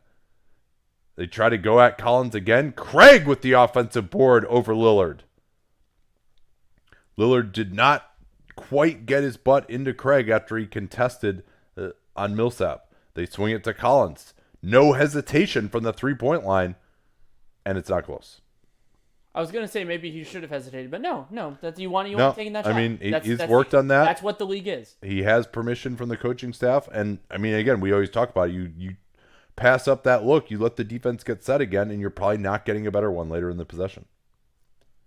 Here's Millsap going at Collins. Collins with great defense again. Collins avoiding the fourth foul. They might be trying too hard to get Zach Collins' fifth. Or fifth foul, I should say. I mean, yeah, he's done pretty well here. McCollum splits it on. Oh, and he goes in and dunks it on Jokic. Jokic, I mean, that's just not even close to a good enough effort from Jokic. You got to get your chest outside of the restricted area to help. And Millsap, that's a great defender that he just snaked him. Also, Zach Collins, a lot of his fouls have not been as the primary defender. So trying to just go after him to get that fifth foul might not be the best way to do it. Maybe you just like drive from the weak side and hope that he does something stupid. Yeah, so with all that, we're down to 7 here, Danny. Yeah. I mean, we're down to 7, and Portland still has only made 1-3 in this game. Well, and Denver, they've only scored now 27 points since the first quarter, and we've played 16 minutes. Yeah, that's important as well. And it was 29-17 after the first. Portland is still not scoring well, I would say, but if this continues to be a defensive struggle, another thing to watch for real quickly on those splits that they've been doing against that aggressive pick and roll defense by Denver, getting a good screen is really important because that enables the ball handler to snake around. If you can get through the screen, then there's no space in between the two guys to snake it. It's a really good point. Why, thank you. Have you ever seen a game 7 a well played game 7? I'm sure I have, but I don't. The ones I'm thinking of offhand, they always have at least sloppy elements. I'm trying to remember because the last 5 minutes or last 8 minutes of Warriors Cavs were bad, but I think before that it was more. It was better. But I'm not encyclopedic with that Well, kind of stuff. game sevens of the NBA Finals, in particular, as I went back and looked at them, there haven't been that many, have usually been grinded out defensive type of struggles, whether it's the fatigue at the end of the playoffs, the pressure, no, the teams knowing each other so well. But generally, I don't think game sevens are that much lower scoring. But in the NBA Finals, that has been the case. But you're dealing with, of course, only a few instances there. Sure. Did McCollum sit at all? Yeah, he sat in the first half. He hasn't yet in the second, but we wouldn't have expected that yet. Yeah, he's played 25 out of the 28 minutes so far. He usually sits at the end of the first. Yeah.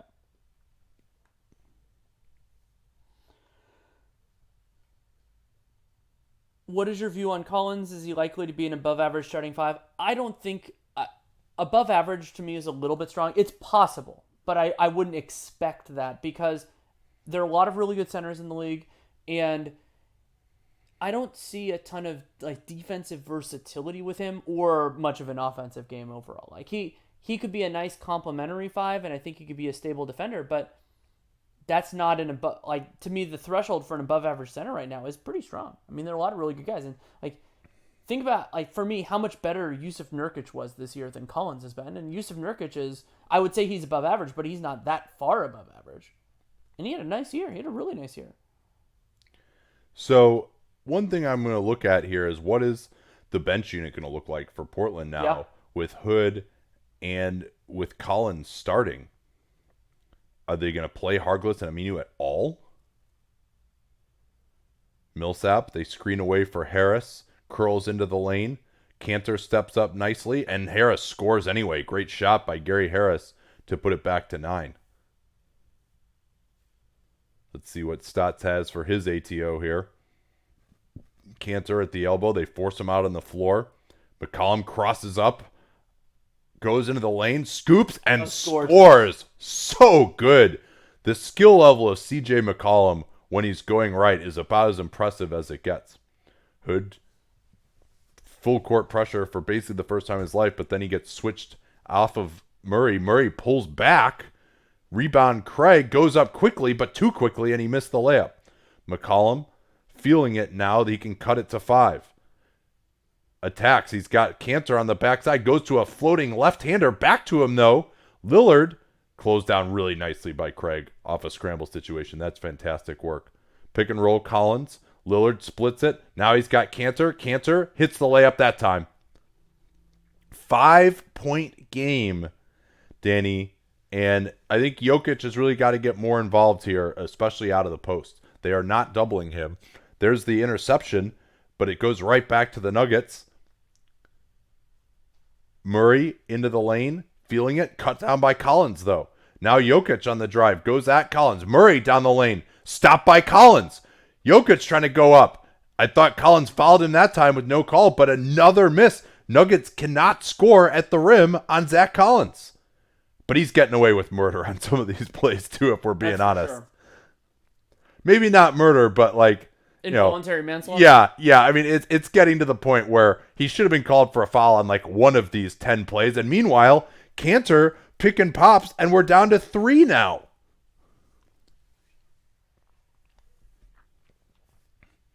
High screen right in the back of Hood. Oh, he goes down. He just got nailed in the back.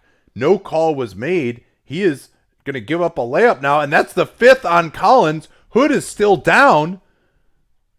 What a massive swing on like in like I mean, that 10. And it was, he's holding his knee. That's not. Yeah, good. No, he.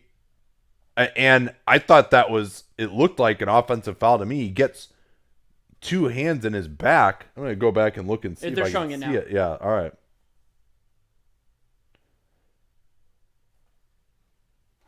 I didn't see as much contact there.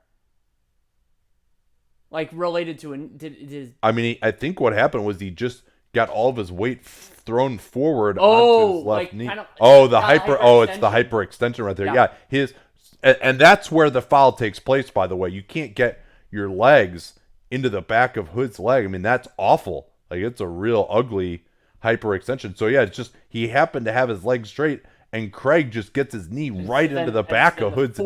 The force of his body goes right on that knee that isn't ready to brace for impact. Oh, that hurts. Yeah, so that looks bad enough that you'd guess Hood won't be able to continue. And then the fact that no foul is called there means they give up a layup and they get the fifth foul on Zach Collins, too. So what a swing that is. It's down to 3 at that point. Yeah. And that sequence could decide the game. Is Jokic a top 10 player? Neither of us had him in the top 10. We both had him close, but neither of us had him in the top 10. And I'm happy with how he's played so far, but I would have to really go through, and I haven't yet, all of the players who I had above him and like, okay, did he jump this person? Did he jump that person? Because, I mean, the top 10 is really, really strong right now. Like, I don't think Jokic is better than Harden. Granted, Harden's going to finish in the MVP. Now, if you wanted to tell me that Jokic should be, and we'll see though. We have to remember something, Danny. He hasn't played against a real defense yet in these playoffs. Yeah, I mean, you get like Portland and San Antonio are not and Portland challenges him defensively, but it's not. I think that it's another level that we're going to have to see as well. Yeah, so now if he goes against the Warriors and he's unstoppable offensively, and then we got to see what it looks like defensively too. I mean, one thing I wanted to look at is and I didn't have a chance to before this, what is Denver's defensive rating with him on the floor in this series? I can pull that after the game's over. Or I could do it. I could probably get it right now too. Okay. You can answer some questions. I need a little bit of a break anyway. There we go. More like the 8th foul from Collins. Yeah, I would agree with that. How much of Lillard's struggles do you attribute to Denver's defense? A meaningful portion of it. I think they've done a nice job of narrowing his windows, but he does still have those, and some of those shots just haven't gone in. So I would say, let's say a little less than half, then a significant portion, make or miss league, and then a significant portion, and then a little bit like Dame just being a little bit less aggressive than I would like. Not on terms of like just pulling from 3, but in terms of pressing the advantage when it's created. I think he's done a little bit less of that in this series than he did against OKC, which is interesting. Yeah, overall in the playoffs, Jokic 106.9 defensive rating. That's not bad. These are two pretty good offensive teams.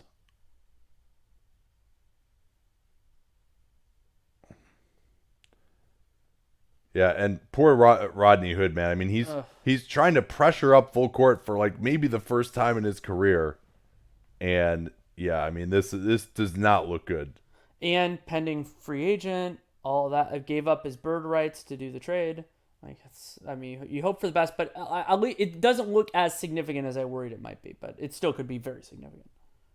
All right, we're back here. Lillard gets the screen from Harkless, who's come on now for Hood. Turner is in also for Collins. Here's the drive by McCollum. His layup is off. Loose ball scramble. Oh, McCollum somehow got back into the play, but they're giving it to Denver. They're giving it to Denver anyway.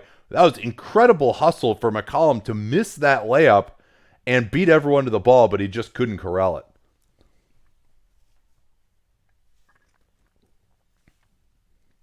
Now Harkless is guarding Murray. They go under on him. Swing it to Millsap. Now they're trying to get Jokic coming across. He's got space on Kanter. Screening action takes place off the ball. Nothing doing there. Portland gets through it. Now Jokic will have to attack, and he gets past Kanter easily. And now the help defense, the rim protection is going to be significantly weakened. And Zach Collins, big decision on when you bring him back, but it's not going to be for a while. Turner not being guarded by Millsap goes into the lane, and once again, Evan Turner just completely unable to take advantage. And to me, I know Aminu has struggled, but I still just don't understand why you're going to have imagine Evan Turner conceptually out there if instead. Aminu got to have the base of playing a lot against the other team's backups. Yeah, I mean, Turner is so much worse offensively. See, I told you he sucks offensively. Does have a little bit of a mid-range game, but that's not really what Portland needs here, especially when you've got your main two guys on the floor as well. It doesn't make a lot of sense to me. Here's Murray pulling up off that deep screen. Not there. Gets up back the rebound in the corner. Jokic trying to get Millsap in the post, creating space on Turner. Blows the layup. Lillard leading the 3-on-2. Harkless goes right in for the sweeping left-handed dunk. And the lead is now down to 4 with about 4 minutes left in the third quarter. Plumlee at the table. I don't know which one of those sentences is scarier for Nuggets fans. Here's Jokic again off of that screen to get him good position in the post. Let's see if help comes here now. Portland's been playing him largely one-on-one. He has to pick up his dribble, and he's going to get a foul call here with Kanter shoving him in the back with two hands. We already did a visual display of that. But yeah, that's exactly what it is. That's a nice catch by Harkless as they're showing his dunk. The pass was a little behind him. Myers Leonard is in. And see, this doesn't make any sense to me. Like, why are you going to take... And Turner is upset to be taken out. I completely agree with him. Oh, man, we got to get someone in to guard Mason Plumlee. No, it's a great chance for you to take advantage with smaller players against Plumlee because he's not a great post player. Murray. Tough fader in the lane. Squirts out. The shot clock had expired. Craig is struggling with a hand issue. Lillard goes into Plumlee, and Plumlee picks up the blocking foul. But that's only Denver's second foul of the quarter, so they should be okay until the final 2 minutes. It appears to be the right pinky. No, I don't know what it is that he's struggling with. Yeah, I think his right pinky got dislocated. He's got tape on it already, so maybe he was having an issue with that before, but he's heading to the bench and is in some discomfort.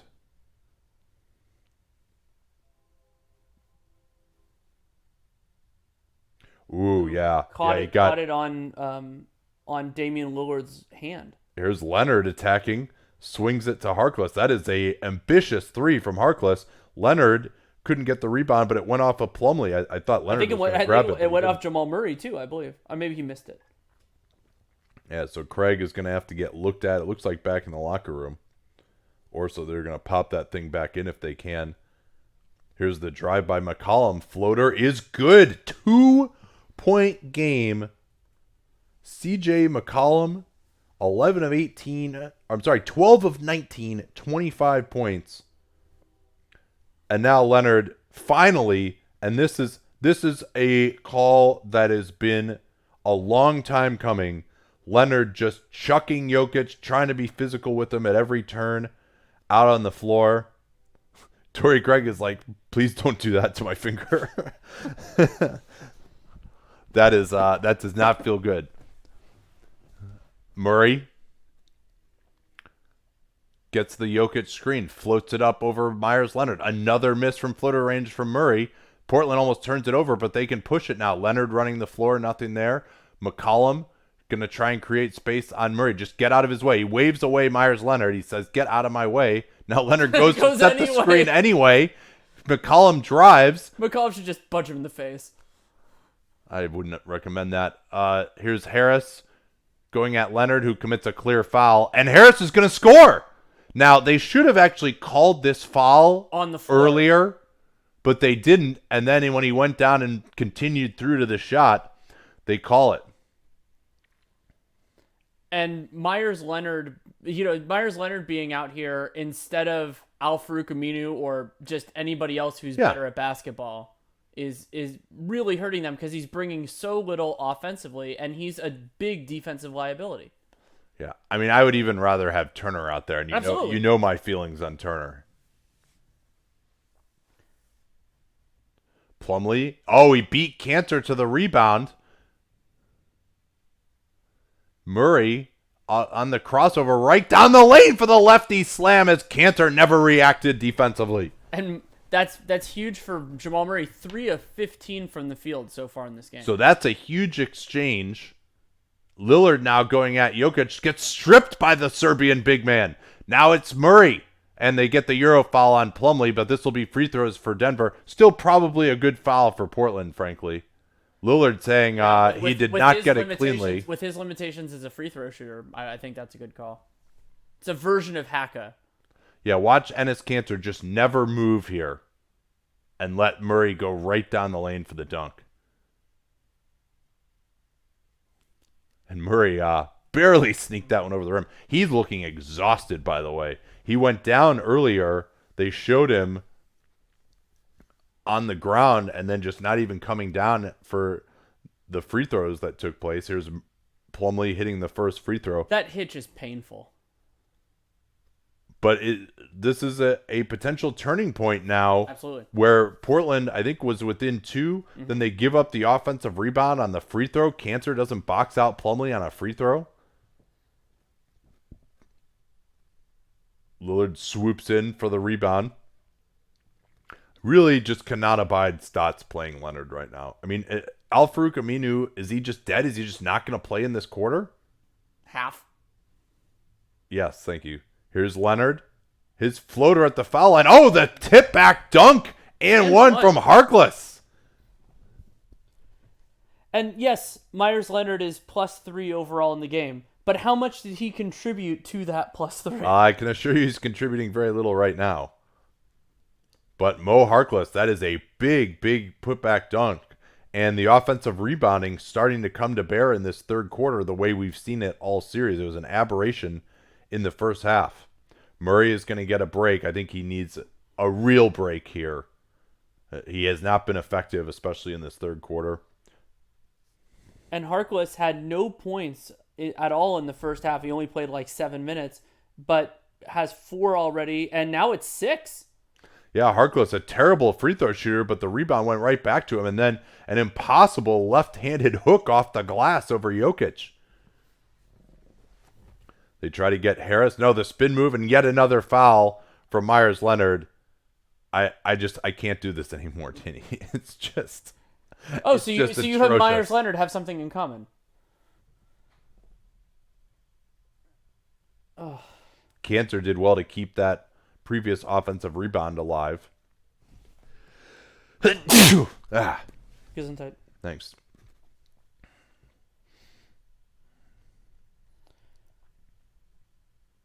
And these are only Jokic's third and fourth free throws this game. I think he had 2 late in the first half and hasn't gotten there a lot. But he has generated some of the fouls that have gotten Denver into the bonus, not only in this quarter, but I believe in the second. The minutes beginning to pile up now. McCollum and Lillard looking like those guys are both going to go the whole way here in the second half. Kanter has yet to sit either. Jokic, are we going to see him the whole time? I don't know why Millsap is spending so much time on the bench here either. They swing it. Leonard gets it back to Lillard. Lillard trying to beat Plumlee. Goes right by him. Finds Leonard. Leonard with the dunk on both Denver big men. Dame Lillard once again stringing out and beating the defense of Mason Plumlee out on the floor. Good help from Harkless off of Morris to take away the curl from Harris. Now they hand off back to Harris. He gets baseline, goes into McCollum. Here's a 3 from Barton as Lillard lost him. Rebound McCollum. Portland could tie it here with the 3. Not really quite low enough to go for the 2-for-1 yet. Leonard back to McCollum. Plumlee beaten again. Pull up. Foul. He got hit in the back. So now CJ has a chance to take it to a 1-point game. Before these free throws, CJ 25 points on 12 of 20 from the field, and almost all of that is from 2. He's 11 for 18 on 2-point shots in this game. And these are his first free throws. Myers Leonard is actually capable of some pretty big dunks when he has space to load up. He just doesn't spend a lot of time around the basket. But that's part of what really was made him a coveted draft pick at number 11 overall back in 2012 out of Illinois. 1-point game. Denver has frittered away nearly all of what was once a 17-point advantage. Morris gets the screen from Jokic into the lane. Stopped by Leonard. They do get the 2-for-1 though. Portland can just go at their leisure here. McCollum guarded by Harris. Lillard waves everyone away. They're just going to let McCollum go one-on-one against Gary Harris. Gary Harris stepping up on McCollum. McCollum blows past him. I don't know what Harris was doing there defensively. He just decided to press him all of a sudden, and McCollum's like, all right, I'll just go right by you. Portland with their first lead, I think, of the game. Yes. Here's Barton, goes at Leonard, has to give it up. Morris, his three. Oh, they're going to give the foul. Terrible foul by Mo Harkless. And what do you expect there? It's an obvious call. You're going across his body with your right hand to try and block that shot. Just go with if you go with your left hand there, you can contest it and not hit him across his arm. It's obvious. And then Morris misses the free throw. But and I mean, there wasn't, when you watch the replays, there wasn't much contact, but you have to play the value game there. They're gonna call is Monte Morris. I don't think he's made a 3-pointer now. Harkless is saying, hey, I got a piece of that. I didn't block it. But it's just the optics of it where if you come across his body with your right hand like that, you're going to get the call. And it's something that comes across sometimes with, like, I think of Andre Iguodala with this. Of like, yes, it is possible that you make the play clean, but it's such a fast game, and the refs, you can't assume that the ref is going to see it perfectly enough to make it 100% call. Like, that's just not how the game is played. Well, and especially, I mean, if it takes us 3 replays to see, okay, maybe that was clean, you can't be mad that you got called for a foul. So 3.8 left here. Let's see if Portland can get anything going. Harkless is way down floor. If they want to throw it all the way down to Harkless, that might be an idea. Instead, Lillard pushing it. He's going to float it up. Not there. So 1-point game, really bad mistake. Portland could have gone in with the lead here, but CJ McCollum has been the best player on the floor tonight with 29 points on 13 of 21. And now really the fatigue is what's going to decide this game, I think. Fatigue and fouls. I think that's really what it's going to be. Cantor has gone 32 minutes. He's 6 of 12. Lillard, 33 minutes, 1 for 12 from the field, 5 of 6 from the foul line. All of those in the second quarter, I believe. Yeah. McCollum is on 33 minutes as well for Denver. Murray, Harris at 29. Craig is at 26. He's played a lot of minutes tonight, not as much for Barton. Jokic Paul Millsap 32. only played 23 minutes. I mean, that's again, I really question having him out so you can bring in Plumlee. It's just both these coaches just love seeing those 2 big white dudes out there together. And you know what? Whichever of these teams makes it through, if they try to do that in the next round, they're going to get eviscerated. No, I think Kerr would probably will relish the They'll sense. give Kerr a chance to play his shitty white big man. That's true. Oh, God. Are we doing the Raptors game? Sorry if it's already been answered. We are doing it. The plan is to do the competitive portion of both games if Nate's voice holds, and the hope is that it will. Yeah, I think it will. Where is We got a day Aminu? off tomorrow. That is an excellent question. I could play 48 minutes in a doubleheader today. We got a rest day the next 2 days, so should be able to recover before Wednesday when we'll have game 1 of the Eastern Conference Finals.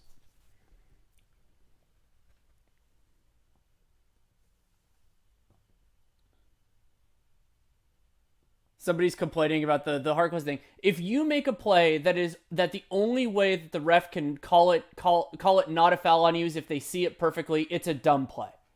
It doesn't matter if you get it cleanly. The nature of sport like this is to be officiated. And if you make a play that is most likely a foul, then you made a mistake. It's that you don't get the right to perfect officiating.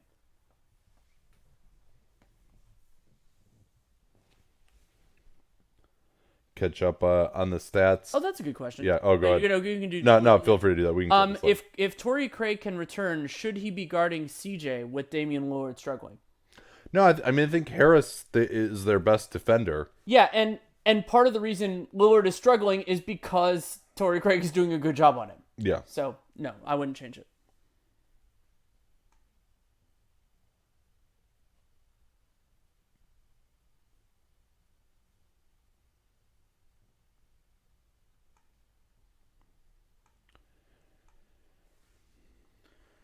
Shot charts are up. Portland so far, 15 of 28 in the restricted area, That combined with their 1 of 19 from 3 paints a lot of the picture of this game. They are doing pretty well on 2-point jump shots. CJ making a lot of that damage. 6 of 13 from floater range, 7 of 13 from mid range. So that means they are 13 of 36. So a clean, or 13 of 26. Sorry. So a clean 50% on twos outside of the restricted area. Yeah, it has been atrocious 3-point shooting for both teams. 1 of 19 for Portland and 2 of 13 for Denver. All right, we're back here for fourth quarter of a close Game 7. This is going to be fantastic. Who hits their open threes and the fatigue level? Looks like Collins is back in here. He will foul out. Oh, yeah. If he doesn't foul out, like, I will eat these slippers that I'm wearing. Not a guarantee. Curry is in now. He pops to the top. McCollum switched onto by Plumlee. Now he gets past Barton, goes into the lane. Good contest from Millsap. Forced the miss. Barton looking to go at Curry. Curry fouls him. And this has been a terrible defensive game from Seth Curry. He's made a series of mistakes and compounded many of them with fouls. A third foul from Curry in very limited minutes. Again, like, you're reaching across his body ostensibly to get a steal. Well, yeah, I mean, that's kind of a... It's the equivalent kind of a hero foul. Yeah, it's a half intentional foul there. Barton, mid-ranger, short. Nice job by Collins. He was up at the free throw line, got back, and took the rebound away from Millsap. He's been very good tonight defensively. Like, his activity has been important, but it's just, can he stay on the floor? Lillard has Morris. This is an advantage matchup for Portland. Lillard tried to step back, couldn't get it. Instead, it's Collins off a screen into the corner. Zach Collins off the Turner screen. Zach Collins is shooting threes off a screen now. And that's their second made three of this game. Portland with a 2-point lead. Millsap bothered by Turner. Now it's Barton. Barton goes into the lane. Stopped by Collins again. Gonna try and go back up here and does. Curry could not take it away from him underneath. And don't worry, Malik Beasley's trying on defense. They're going to be okay. So Lillard and McCollum are both staying out here right now. Denver with only one starter on the floor, getting their guys just a little bit more rest. If they can hold on during this period, they'll have the rest advantage coming down. Collins underneath Turner. Easy finish on Plumlee. And Plumlee, that's not good enough from Plumlee. He just jogged back after the trap took place. That has to be a dead sprint to get back into the play, especially when you're playing limited minutes in this game. Barton finds Beasley. Curry staying with him. Baseline Millsap goes at Collins. Collins stops him. Turner stops him. And now Jokic is going to come back in. So he got 2 minutes of rest and such a central figure in the rest of this game. And it is good to see Malone give Jamal Murray a little bit more rest here because I think he needs it. Yeah, I mean, that's just piss poor defense on that Turner layup by Denver. I mean, you've been playing side pick and rolls the whole series. Oh, and then a terrible miscommunication between Collins and CJ. Why on earth CJ just passed off Barton to Collins when Collins had to get out there on Jokic? I have no idea. I guess he thought he was beaten. He tried to call out the switch, but that is just a terrible miscommunication. Here's the flare screen for Curry. Gets it back to Collins. DHO. Collins on the roll into the lane. Stopped by Millsap and is called for the foul, which Millsap did not agree with, and I didn't see a ton of contact there. He might have caught him on the forearm. I would need to see it again, but that would be, if there was genuine contact, that's where it was. I mean, it looked like he had him swallowed up. Yeah, I can't see a lot there. Oh, yeah, he gets him left elbow. Yep. Yeah. Yeah, that's one where maybe Millsap could have just gotten straight up, and it's a difficult finish for Collins. But Zach Collins, if he can stay on the floor, could be a difference maker for Portland in this fourth quarter. And I would try to give Collins give him a rest, give him a couple of minutes to also just mitigate the chance of him getting a sixth foul. 2 minutes or so. Yeah, we'll see. I mean, it may be close enough that they just can't afford to do that. Very possible. 2-point Portland lead. Jamal Murray is going to check in next dead ball. Harris, they're trying to get Jokic into the post to draw that sixth foul on Collins. Millsap drives the front, now gets it to Jokic. They're going to have to double team here to help out. Morris has his three-pointer, cannot make his first of the series. Oh, and they're going to get Turner with the hold on Jokic here. It's the right call. Yeah. He put both arms around Jokic's big left arm, and yeah. Now Jokic was doing the same to him. That's what Evan Turner is saying. Yeah, I mean that's true. That's I was looking at it. Turner. Really was Jokic who initiated the contact, but just the luck of the draw where the ball went over Jokic's head, it looked like Turner was preventing him from getting it. Harris, McCollum goes under on him, stays with him. They rotate out to Jokic. His three is off. Good box out that time by Turner, and Lillard did just enough. Portland's guards have done a better job tracking back for the rebounds. Now Murray has Lillard. That leaves Curry open for a three in the corner. Rebound Turner. Turner has played well here in this stint. That leaves Lillard open for his three. Yes, Dame Lillard. Portland by 5. Mike Malone needs a timeout. And he's going to need his best players on the floor as well. I mean, I think that's an important part of the rest of this. Now, I supported him, and I do support him having Jamal Murray out, but now you get him for the last 9 minutes, and they're going to need him to outplay his counterparts.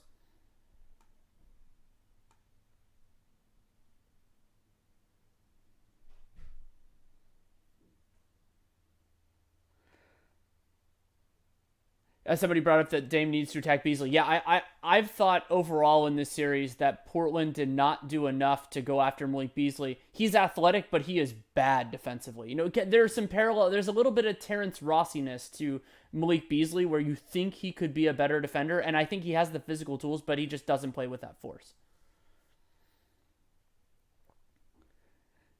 Oh, that's a good question from Chris Pereira. Do you think that Kanter's agent is secretly rooting for Denver so that Kanter doesn't get exposed against Golden State? I think that's the four-dimensional chess idea is actually that. Yeah, that you take what would be a pretty big W for Enes Kanter, not only with the way he played in the first round, but battling through injury and everything else, and say that the benefit of winning this series is smaller than the downside. I would agree with that. I think it would be better for Kanter's free agent price if they lost. So he said, as good as Collins has been in the fourth, he got away with some blatant ones in the third. Oh yeah, we were talking about it all the time. Like Collins could have gotten his fifth foul like 8 different times. Yeah, and each of those were like, 40% chance of getting a foul type of plays, but when you do 8 of those, you probably should have gotten at least one, right? You add them together. And so it's a hyperextended knee. Thank you to Poop Dog. I love that I get to say things like that sometimes for the hyperextension thing. I haven't seen that yet, but maybe they talked about it on the broadcast. And if you said it and it's wrong, then I'll be angry, but I think you probably got it right. And so a hyperextended knee, I mean, that's not really an injury diagnosis.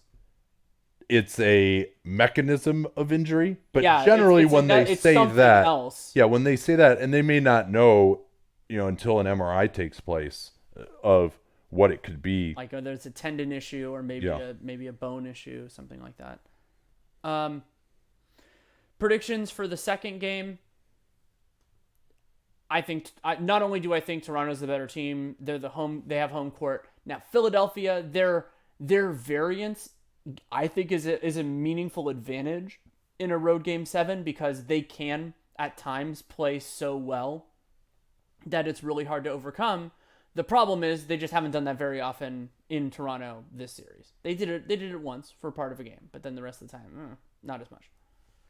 Prediction for Raps Sixers game 7. To me, still thinking of this. A massive favorite Toronto is because just the home court and also their shot quality has been better. But if Denver misses jump shots, if Gasol, Ibaka can't make their jumpers, then all of a sudden I think the Sixers have a real chance. So it wouldn't shock me if the Sixers win, but I make Denver a substantial favorite. And so now this is a 10-4 fourth quarter in favor of Portland in the first 3 minutes. Yeah, Nuggets have missed 13 straight from downtown, as that graphic tells you. They run the cross screen for Jokic again into the post against Collins. Collins very close to fouling once again. Jokic getting him in the air, very close to a foul again. Then Jokic gets the and one on Lillard. Maybe you could say this should be on the floor.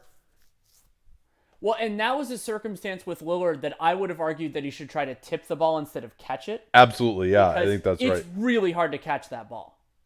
Oh, no, I mean, he did try to tip it. He just didn't get it. Oh, okay. Jokic, he tipped it into Jokic's hands? Yeah. Yeah, you're right. His right hand wasn't there. I called Toronto, Denver twice. Yeah, that'll happen. This is the Denver game. All these home teams are the same anyway. So big play by Jokic there to get it back to a 2-point disadvantage. Turner up top. This is what they wanted to run when they signed Turner, but it hasn't worked very well overall or on that possession. Now it's going to have to be Lillard one-on-one. Gets past Harris. This is Seth Curry in the corner. Can't get the three. Seth Curry has had some open threes, but Turner, yet another offensive board for him. McCollum has Curry wide open, doesn't see him, instead right down the lane, and he scores on Barton. And that's some shaky recovery defense from Denver. Millsap was going out to Seth Curry, and then that left Jokic as really the only guy there. Turner, 2 huge offensive rebounds, and they've scored on both of those. Now they're going at Collins again. Jokic just clears him out, and yeah, there is that push-off with the left hand. And Jokic, he should be able to score one-on-one against Collins. He's got the strength advantage, and when you let him shove off with the other hand, he's really got the strength advantage. CJ can't get open. Turner just going at Millsap into the lane. Evan Turner has scored an and one on Paul Millsap. It's not a worse one-on-one matchup for Portland than the guys that are out there now than Evan Turner on Paul Millsap. He gets an and one. Sometimes it's a make or miss league. And despite the fact that worked, I mean, this is the vision, right, of signing Evan Turner is, all right, he's going to handle the ball up top. We're going to run these guys off of screens. And we saw that because you don't have to guard Turner and because they're so attuned to those screens, like CJ and Dame are not really that good at going off of screens on the baseline like that. And so twice in a row, they've basically gotten denied, but Turner made something out of it that time. Yeah, so, I mean, I was complaining that Aminu wasn't playing, that Harkless wasn't playing, and Evan Turner has delivered. 10 missed Denver free throws looming large right now. Murray switched onto by Lillard. Now Jokic looking to set the screen behind the back. Jokic, no hesitation. His three is off. Rebound McCollum. Portland can push it to a 3-possession lead here. Early screen set by Cantor. Collins is out of the game. This is Lillard. His three-pointer is off. Man, Portland has had some chances to go up by even more. Harris looking to attack in transition. Gets it to Jokic. Jokic back to the basket against Cantor. Hooks up easily. No, not there. Cantor gets it over Mills. Or sorry, that was Craig underneath. Yeah, I mean, and Denver's offense, some of it has been missing shots, but they're not getting as good a looks as they did early. Oh, Cantor threw it away. And this is interesting. Craig at the 4 now for Denver. Is Paul Millsap, is he on 5 fouls and I just missed it? I don't think so. He is at 5 fouls. Oh, okay. Well, I mean, you're down 5 with 6 minutes left. You better get him back in there soon. He's a great player. Barton against Curry, and I think they're going to get Curry for holding Jokic as he tried to get around the screen. And I think that's the 3rd. It might be the 4th foul on Portland. Yeah, and Portland really missing Rodney Hood right now, having to go to Curry at the 3. So it's very interesting that this has gotten smaller. And now if they go back to Collins, I think Stotts was a little worried about Collins being able to stop Jokic in the post. But Collins has got to get back in at some point. Here's Murray, floater. Man, Jamal Murray just has not had the touch on that. But Craig gets the rebound over Turner. And then Lillard fouls him out on the floor. And Denver is already in the bonus. And I would say second unit fouls, except that Portland played a lot of their starters that whole beginning of the 4th quarter, so it's a little bit different. Torrey Craig, you want to guess his free throw percentage for this season? Oh, God. 68? That's exactly what I was going to say, too. I will confess that I have no idea. I don't either. You could tell by the tone in my voice. 68 like seems about right for him, doesn't it? 70 this year, 68 career. Okay. I'll count that as a win. Yeah, that's pretty close. Yeah. But he hits the first.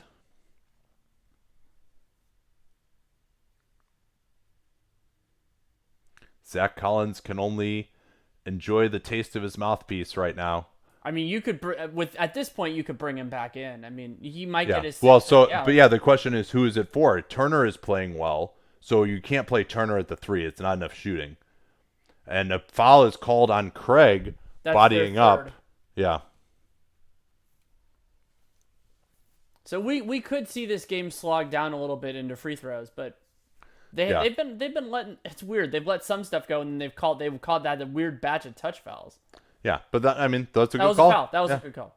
Turner backing down on Barton into the lane. Jokic with the strip, but a foul is called. Who are they going to get here? Is this Barton? I think they're gonna call Jokic Yeah, on the wrist. on the reach, and that means Portland is now shooting free throws the rest of the way as well.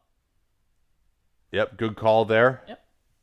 And the ref that's on the reverse angle actually has a perfect line on that reach. Absolutely. Turner misses the first free throw. Not good. He's generally a decent free throw shooter, but he's really leaning forward on that free throw. Turner has been out there for quite some time. It'll be about 18 straight minutes for him if he closes it out here. 1 for 2, 4-point Portland lead. And if this is going to continue to slog down, you have to like Portland's ability to just create a shot at the end of the clock. Turner trying to harass Jokic. Curry with a nice stunt. Jokic set up for the mid-ranger by Murray. 7 on the clock, backing in. Has to fade over his right shoulder. It's off. Rebound Lillard. Almost fouled by Craig. Good no call. Yeah, I don't think there wasn't enough there to call that foul. Exhaustion definitely starting to set in for these guys now. Look at Cantor, Lillard. Cantor on the roll, floats it, not even close. Murray looking to attack Turner in transition. Back to Barton. Jokic not looking to take the 3. He's going to have to score here to bring Denver home. A missed mid-ranger from Harris. And we're seeing a lot of settled jump shots. Yeah, Denver is not getting good shots right now. In particular, I actually like the quality of Portland shots a lot better. This has been a long stretch without any stoppages now after that Craig shooting foul. 7 on the clock before they even start attacking. Here's Lillard, stopped by Jokic from behind. This is a chance for transition. McCollum tries to get back, and he does. He blocks Murray. Here's Craig with a 3. Maybe not the best decision. They had 4 on 3, and Lillard, Cantor never got back. Now Turner is trying to attack. Everyone is just completely exhausted. They're just going to let him back in. Spin move on Harris. Jokic never moves, and Harris is called for the foul. What is Jokic doing in help defense there? He's just standing there grabbing the shirt of Cantor. And on the CJ chase down block, you see something you see on almost all of those, which was a defender that slows the offensive player down, and then the chase down block happened. That was J.R. Smith on LeBron's on Iguodala. That also might have been a goal time. And on that one, Seth Curry busting his ass to get back to slow him down just a little bit. Well, and the effort level this is a timeout that was desperately needed for everyone at this point in time. When you see these possessions where like guys have the ball and they try and attack and it's not there, and then they look around and none of their teammates are moving, like, all right, Evan Turner gonna just go into the post against Gary Harris. Why not? And even on that Murray play in transition, McCollum was kind of jogging back, and then he just summoned that effort to get the chase down from somewhere.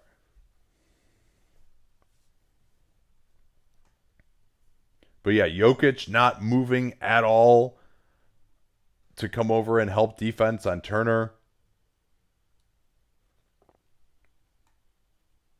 Jokic now 10 of 23 from the field. He's had a lot of pretty makeable shots. Ben, if you could pull his shot chart, I'd be interested to see it. And I'm guessing this timeout will also allow both coaches to get in their bigs in foul trouble. I'm assuming Collins and Millsap will both be in here. Which, incidentally, I think Millsap's presence will help Denver. I mean, we think of him as a defensive first player, but I think his offense could really help stabilize them. because he can just attack a little bit. He's gotten plenty of rest. Could be an important stretch for them. Is Evan Turner good today? He's played well overall. Yeah, I mean, the 2 offensive rebounds were huge. He's had a couple of nice plays offensively. Yeah, I would say he has been a positive in this game. And that is far more than certainly in the second half. Yes. Which team looks more tired? All of them. I would say Denver overall. I think Denver looks a little more tired. Like Jamal's had a couple of flat plays. Jokic on that last one. Whether that was fatigue or laziness, I don't know. But he just like not getting there. Yeah, and so for Portland, the player usage is going to be real interesting right now. Are they going to just stick with this group? Seth Curry to me has provided absolutely nothing. Yeah, I mean, I think you swap Curry. But so then would you go with? Well, but now you're gonna have Turner at the 3. I mean, that's a little rough too. Turner is doing a decent job on Millsap. Maybe you would go Harkless for Curry, but you're giving up some shooting there too. Denver is, and what are they gonna do? Is Millsap gonna come back now? I think he is. Yeah. Would you consider Collins for Cantor? I do think that Collins' energy, having not played that much in the series, only 23 minutes, he's got 4 blocks tonight. His energy to me could be a game changer. I think, Cantor is on 35 minutes right now. He's pretty exhausted.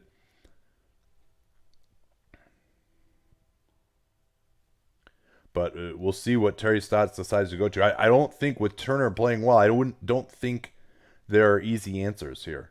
No, they're not. Yeah, so they're going to show CJ. He's kind of jogging back, and then he sees that he has the chance for the chase down and accelerates into it. Oh, yeah, and he took it to the glass. That is a clean block for sure.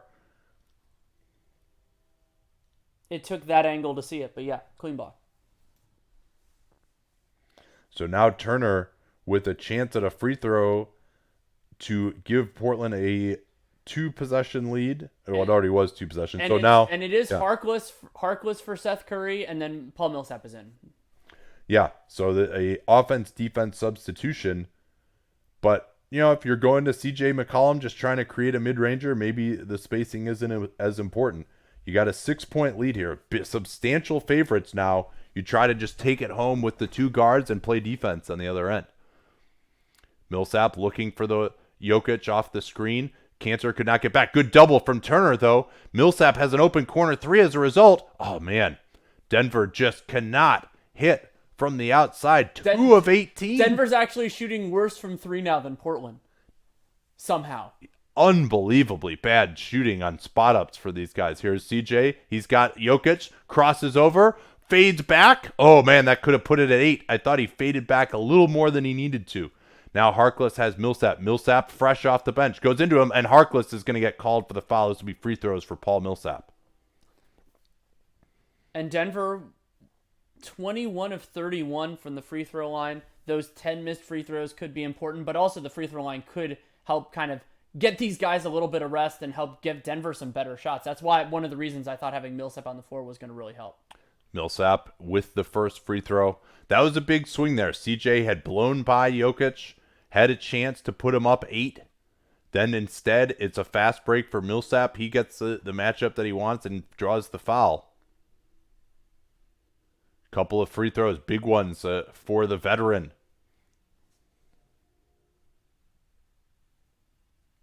CJ gets it against Craig.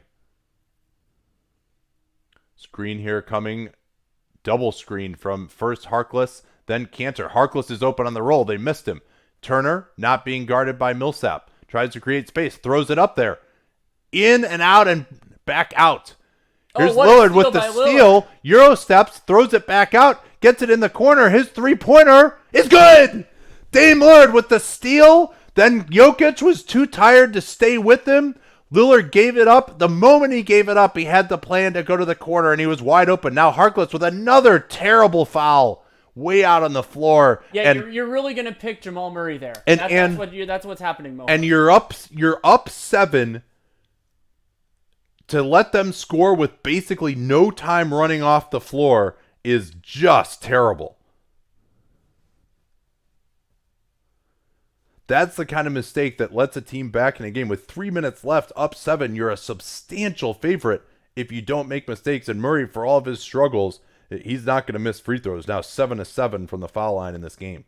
3 of 17 overall for Jamal Murray.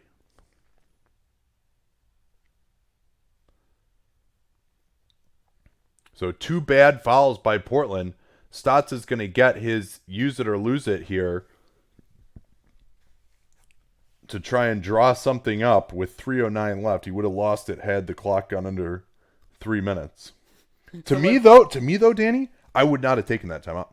I think his team looks fresher. Yeah, exactly. I wouldn't want to give them the rest. The advantage when you have it, and they're more reliant, like their guard play, and I think their guards have been fresh comparatively. Yeah.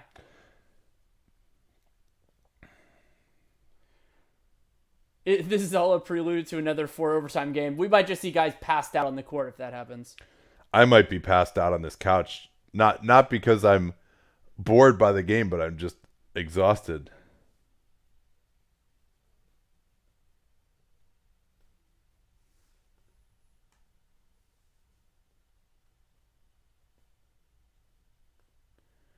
Yeah, the Denver Nuggets outscored 21-15 so far in this quarter. Lillard's huge steal and 3. He does have 8 assists, only 13 points, however, but this is just an absolute war of attrition right now, and maybe you think at least he's got a little more energy left, having taken only 16 shots so far. Someone asked, can you think of another conference semifinals where the loser goes home feeling as good as the one will here? For me, New Orleans last year. I mean, they had that great series win. Yeah, they lost to the Warriors. The Warriors won the title. Like, that's not... I think that they probably feel better because this team, they think they could have won this. And they, Yeah. Well, now we'll see if they just get swept in the next round. All right, so Turner remains on the floor. Cantor Collins is out. They try to get CJ off the Cantor screen. Create space. Oh, what a shot again over the larger Craig. They get the DHO going to the middle and a 7-point game. Denver, they are going to have to hit a 3 before this is over if they're going to win this. Here's a handoff. Murray. Lillard coming off the opposite corner. Murray somehow gets it back. 7 on the clock. He's still being bothered, and this is going to be another foul. At least they held it. They made him run 19 seconds off the clock first. And so Lillard coming off of Torrey Craig from the weak side blows up the play completely, and we'll see. Murray got it back, and oof, that's a tough call on Lillard there. It really is. I'm looking up the last time the Nuggets made a field goal. Well, the last time they made a 3 was in the first half. The last time they made a field goal, if my play-by-play is correct, 7:45 in this quarter. Oof. Yeah, and Denver ran out of gas against San Antonio. They just had enough of a cushion, but their offense was atrocious down the end of that game 7 as well. So you've got probably about 6 possessions left if you're Denver without fouling to make up this 5 points. If Portland can keep scoring, they will go to the Western Conference Finals. Here's McCollum. Craig competing to stay with him. McCollum snakes through anyway. Gets Craig in the air. Open look. Oh, in and out. Now they've got a chance in transition. Harris going at Lillard. Lays it in, and Portland got killed that time. 2 guys went to the offensive glass. It's back down to 3. Portland is making mistakes here, Danny, that's letting them get back in it. Lillard attacks into the lane. Millsap with the verticality. Good stop by Paul Millsap. Denver with a chance to tie it here if they could make this thing called a 3-pointer. Murray goes at Cantor. He's got Jokic up top. Jokic on the drive. Turner steps up. Jokic's floater is good. And so think about that huge stretch. They had about 6 possessions to cut the lead. They did it in the first minute of that. Yeah, 3 straight scores by Denver. McCollum off the screen going at Jokic. Great angle taken by Jokic to take it away. Rescreen. McCollum splits it. He's got space. Mid-range. Oh, man. God, it's so good from CJ McCollum. And you can tell he's exhausted. He's not even getting off the ground on these shots, and he's still making them. 35 points, 16 of 27 from the field, almost all 2-pointers. Murray, they're going to try and get it back to Jokic. Kanter closes down nicely. Another attack by Murray. Jokic into Kanter. Can't get it. Kanter rebounds. It looked like Millsap fouled him. Instead, Portland gets it back. Now, don't foul here if you're Denver. You always foul, it seems like, in that situation. Now they're trying to trap. You don't need to do any of that. You're only down 3. You just got to play D. McCollum, he can ice it here, though. A tough 3. Not a good shot at all with 6 on the clock. Really bad shot. You've got the mid-rangers going. Why take that with a guy right on your back? And Denver going early here makes it so you don't have to foul. They got to get the 2-for-1, though. Murray, time's running down. He's going to have to go one-on-one, and Harkless crosses over, creates space. Harkless reached in. Murray's jumper is good. 1-point game. They do get the 2-for-1. 5-second differential, and Portland will call timeout. Jamal Murray created space just enough. Harkless's decision to reach in put him off balance, and that left Murray wide open. Watch Harkless. He's going to reach in here, and that takes him out of the play just long enough. And Jamal Murray finally gets a mid-ranger to go. Yeah, Murray, 4 of 18 from the field, missed all 4 of his threes, but he has gotten 9 points from the line. And so, really, each team gets, it's one offensive possession versus one offensive possession is likely the way this is going to work out. Because remember, Denver also, since Portland starts that thing, they're not gonna foul. They're gonna keep going through. So it's really 1 versus 1. If both teams score, probably going to be Portland moving on. If one team scores, we'll see. Yeah, Denver, I believe, still with 2 timeouts remaining. And I believe Denver has their foul. Oh no, both teams are in the bonus. That's right. Yeah, so that's okay, right. So, I mean, really, if I'm Portland here, a lot of what I'm discussing with a 5-second differential is exactly how we're going to run the time down and take this shot with like 1 on the shot clock. And if it's a 3 and it hits the rim, by the time someone gets the rebound, you can run off like 26 of these remaining 29 seconds. And also, if you wait that long, you can crash the glass unbelievably hard because they're going to call a timeout. Yeah, well, unless you committed over the backbreaker, that would be. Or if you actually, and I would have, if I were Denver, if you see them crashing, send at least one guy leaking in case you can throw. Yeah, I mean, it's tough to throw it down that quick. Anyway, Denver does have 2 timeouts, but they're really only probably going to have a chance to use one of them unless Portland goes really early here. Certainly, if you're Denver, you think about providing some pressure up top, but that could give them a layup, and now you're down 3. So you probably want to just play this straight, and that's what they're going to do. I think this is just going to be CJ going one-on-one here, would be my guess. To me, I would just run like a quick screen action between Lillard and McCollum. Craig trying to tire him out. Nothing going on off the ball. This is just going to be CJ one-on-one. He goes too early. He takes the jumper and hits! CJ McCollum creating the space, and Portland with a 3-point lead. And Denver now will probably end up using both of these timeouts. And now we get into another interesting question, which is, when do you foul? Yeah, we haven't really seen that situation yet. It's probably too early with a timeout remaining. I would say about 8. That's where I would start thinking about it. If you can force them to work for a couple seconds, then that's really where I would think about it. Especially if they put the ball in the hands of a bad free throw shooter. Like, that makes it even easier, but they probably won't. CJ McCollum, this is one of the great Game 7s that we've seen with 37 points on 17 of 29. He's been all that they have had on a lot of contested looks, too. Like, self-created. I mean, yeah. I would be interested if we can see, if they'll pull the stats of this, of like his proportion of shots that have been unassisted. I feel like it has to be above 75%. Might even be above 90. It's been incredible for him. And Portland, the rest of their team has struggled.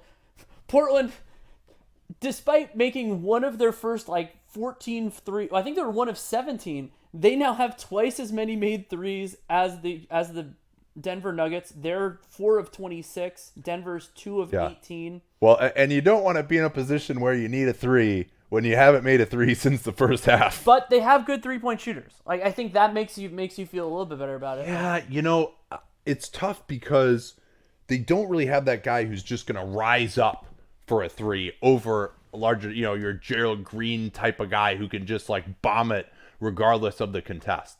It's true. So this is interesting. Seth Curry is in for some reason. Now they're going to switch everything here. Why wouldn't you go to Aminu instead? They get it to Jokic right there, and Curry is going to commit the foul. So this is going to be free throws.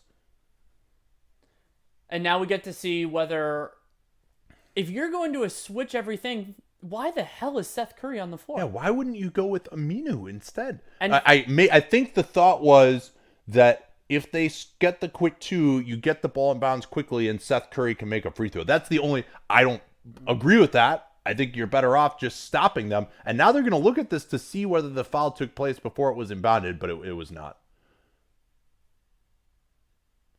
But we need another stoppage, so we get another stoppage. No, that's pretty clearly. Yeah, I mean, he grabs his arm there. I think the rule is once the ball is in the air, it's not a foul. That's been foul. my understanding too. Yeah, I don't think he did probably start grabbing him before he actually made the catch, but my understanding is that's not the rule. Oh, Ben has Jokic's shot chart. Yeah, I looked at it. It wasn't as interesting as you hoped. Yeah. Okay.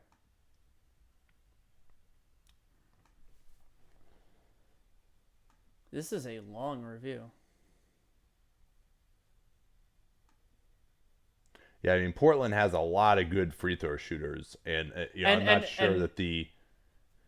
And here's the other. Stop me if you've heard this before. Portland does not need to call this timeout. They shouldn't call, if Jokic makes the second. Don't call the timeout before you try to inbound it. Yeah. Well, the other thing I would say too is, I don't like going for the quick two here. I mean, it's over now, but it was too early right then to foul. Correct. So you can get up a tying 3-pointer then. Now you are putting it in the hands of Portland. You are fixing it now. It was in your control. Oh man, another huge free throw, just like in game 4 or game 3 at the end. Oh, what a killer. So I might actually consider missing this intentionally if I were him. But they're not going to do that. He makes the second one. All right, they try and get it in. They're going to deny the inbounds. And now Curry is not out. On So it's a 3-on-2. And yeah, and Stotts, this is a good idea to get the timeout here. And I liked what Denver did. They had 3 guys to guard 2 down there. And Stotts was like, all right, there's no way we're getting it in bounds here. The play that he had run was for 2 guys to run deep, but they really didn't have a chance to screen for anyone that way. So he's going to just advance the ball is the right move. Yeah, I'm still totally confused on Terry Stotts' player. And with Seth Curry. Yeah. But I mean, this is now a much more significant advantage for Portland. Denver, they can try a quick trap, but it has to be really fast because every second that comes off the clock reduces your chances of winning this game and just the number of possessions you can get. Because if you play the foul game, maybe you can get something. And remember now, Denver only has 1 timeout as well, so they can't do the back and forth very often because they need to be able to do something at the end of the game. Yeah, so I mean, this inbound to me it could decide the game of who they get it to, who they're forced to foul. I think that's going to be huge. And whether there's a 5-second call, that would be I don't know why. Yeah. I have a feeling that might happen here. Yeah, we'll see. What it's all about here is setting a hard screen yourself. Then you get the guy outside of you. And Portland does not have a lot of big guys on the floor. They're not trying to. They're doing more of the run scatter idea. So they've got Myers Leonard in here as their best big man free throw shooter for some reason. CJ runs into the backcourt. Dame gets it, and he's gonna be it's not fouled. Turner on the drive and a shooting foul. We'll see what happened here. Lillard went down over Craig. I thought Craig tried to commit the foul out at midcourt. And the ref went down as well. Good job by Turner recognizing that there was a double team there, and so no one was guarding him. He got back into the play, got back in bounds so Lillard could find him and run a little more time off. And now, if you're Portland, even if he makes one of these and misses the second, you're in position to foul and prevent the 3-pointer. with Denver only having one timeout left. Jokic comes back in.